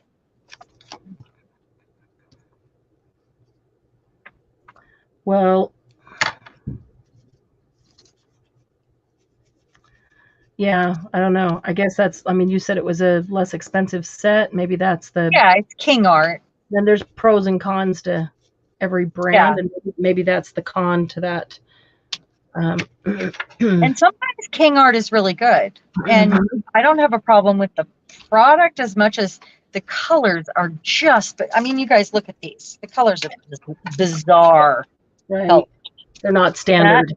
Yeah, no. not standard. And I don't necessarily want standard colors. I mean, I love a few of them. Sure, sure. But I mean, but like these two are really close to the same. The blues are I love the olive. Teal is pretty. I wish that more of them maybe sat in, if they're going to be odd, let's be really odd. You know what I mean? Like, I guess that's okay in there. But some of them I just, you know, Those two are not oranges on the necessary. bottom look very much alike, and they look very much like the one. These two? Uh-huh. They look very much like the one that's up on top in between those two reds. Well, these two are actually, one of them's lighter, and the other one is that one that's got that really purpley undertone I was just pointing at. Okay. And this one's gold. What's the one up on the top other layer, but between the two reds? This? Yeah, what's that This one? is true orange. Those three look an awful lot alike from here. Well, these two are slightly different, but well, one of them is like blood orange and one of them is red. But put it next to the ones that are laying down. Oh yeah, no, they're different. They're very different. These are a lot brighter. They're all going to be different for sure, but they just look up really close. That's a lot of orange in a pack. In this family, yeah, it is. I think a lot of orange in a pack. Yeah. And the brown looks just like poop. So it's a really gross brown. It's not a cool brown. Like, two oranges, but more shades of green and more shades of blue and more shades of purple and more of red. Yeah. Well, there kind of are two reds. So I don't know. It needs some other shades of something. Yeah, exactly. Maybe like a raspberry to go with all of these turquoises and purples. Yeah. Suzanne says that Walmart carries heavy duty index cards, 3x5 or 4x6. That's cool. Well, I ordered some on Amazon. And they are heavy duty. I just decided I would need them because I would love to be able to, as I'm finishing up the room, because it's finishing up at this point. Right. I decided I wasn't doing anything else until we got those other shelves put up and the sale stuff moved into the other room. So Jen, are you asking for where you can get that King Art set? Is that what you're saying, that you would like that set? It's on Amazon. Okay. Maybe you can grab the link later and message it to Jen. She'd like that. Sure can. Yeah, it kind of drives me crazy that they don't name them, like these Vicky Boutin ones. Yeah.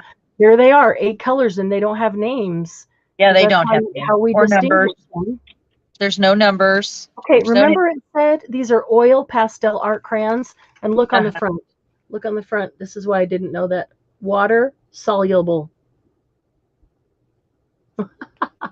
So they're oil pastel art crayons, but the front of it says water soluble, and they usually those don't go together. Exactly.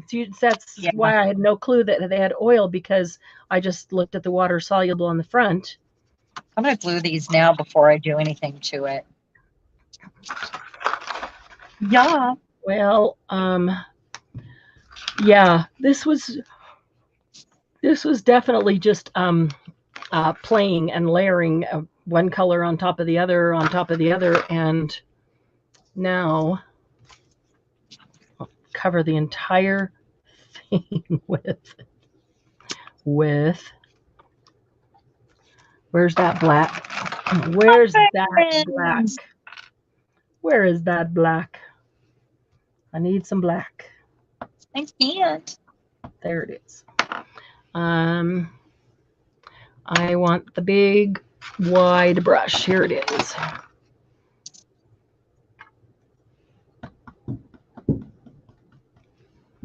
So I'll be excited to, when I get it done, to go through and rediscover and relearn my supplies that way. Yeah.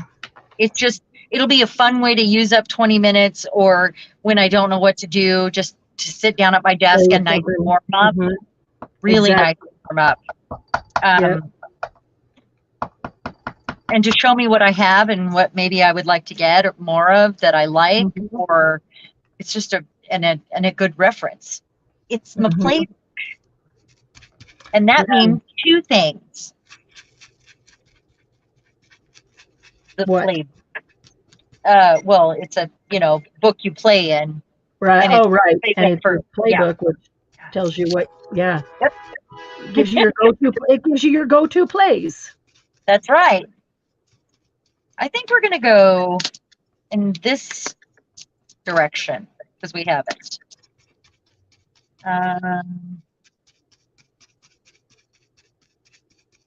Yeah. Okay, that So what was I a- going to do with this one? Oh, I was going to splatter on it. Okay. So I have clear gesso on one side and Mod Podge on the other. So let's see where we go.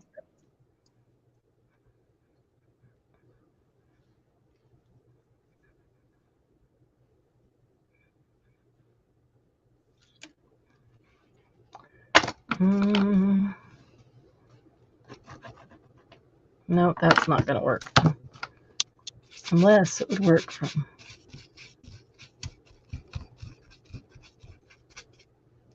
Oh man, you can really see the difference. The line where I made where I rubbed in the Mod Podge. Uh-huh. You can see it. I should write on this first.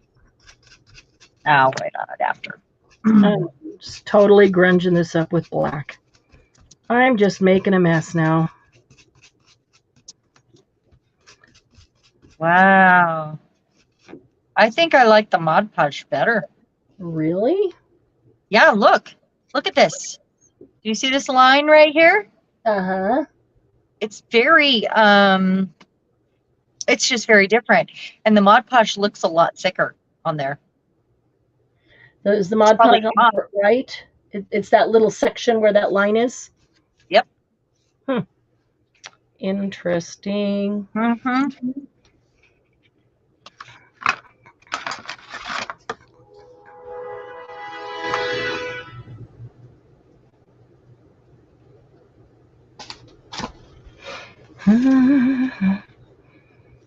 Okay. I'm going to have to get a big Vicky Bouton crayon out for this one because this was her. I wonder how yellow would go over the top of that. Let's try.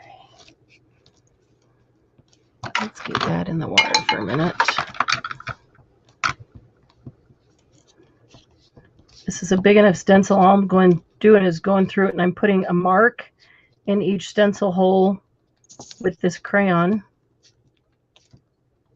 And then I'm going to come back with a wet brush or damp brush. Every time I get it too wet, it goes underneath the stencil, and I don't like that. So a damp brush. Just going to come back with a damp brush and see if I can just spread that just a little bit. Hopefully it's not black, doesn't make the yellow black because I just had black on this brush. I'm going to catch up on some comments. Okay.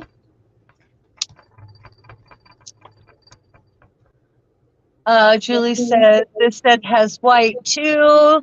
Julie, knit numbered either.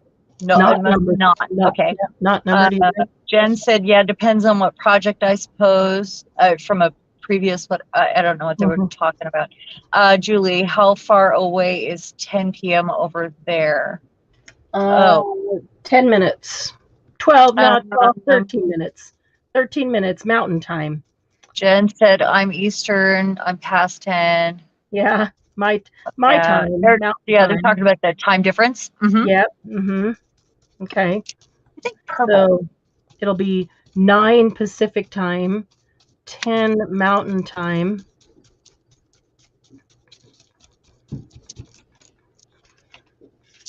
Wow. That kind of turned gold instead of yellow. That's kind of cool looking. And need a different color. And from color to color, I'm noticing they blend differently. Yeah, I've noticed that too. On only one color, these all blended really, really well, except one color didn't seem to blend as well as the others did, which the purple blends better. I find very curious. I don't know why just one would not blend as well as the other. Whatever they use for the pigment, I'm sure, like whatever they make that color with, stuff to do with it. Like the purple blends better than any of the other colors, I think, on either or. Ooh, I like what happened there. Look at this. Oh yeah. That's cool. Looks aged.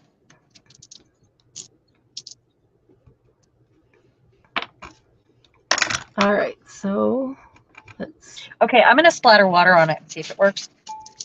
That was my plan.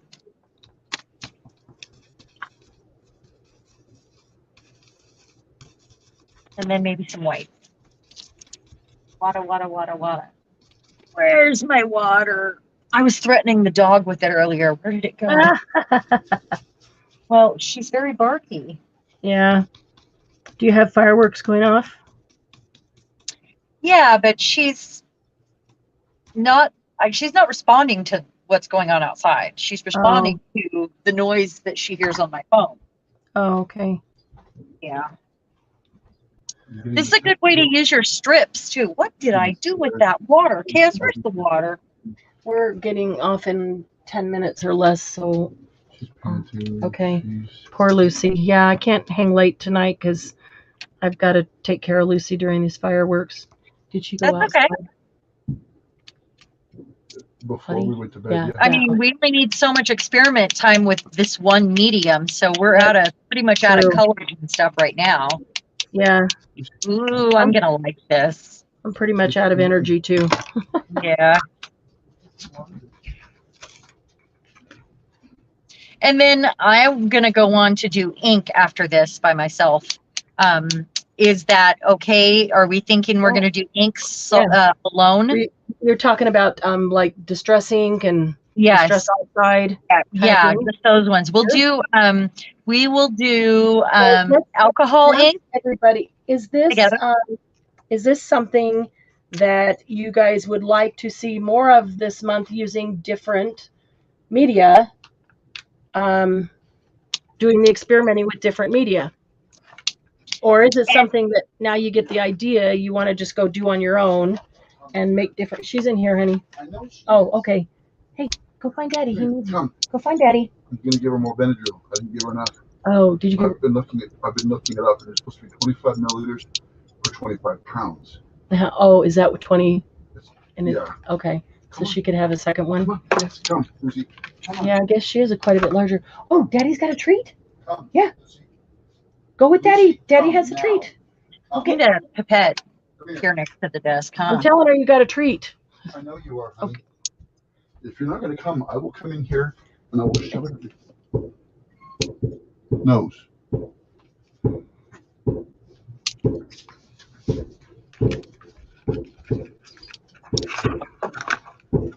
Can you guys hear the fireworks out my window?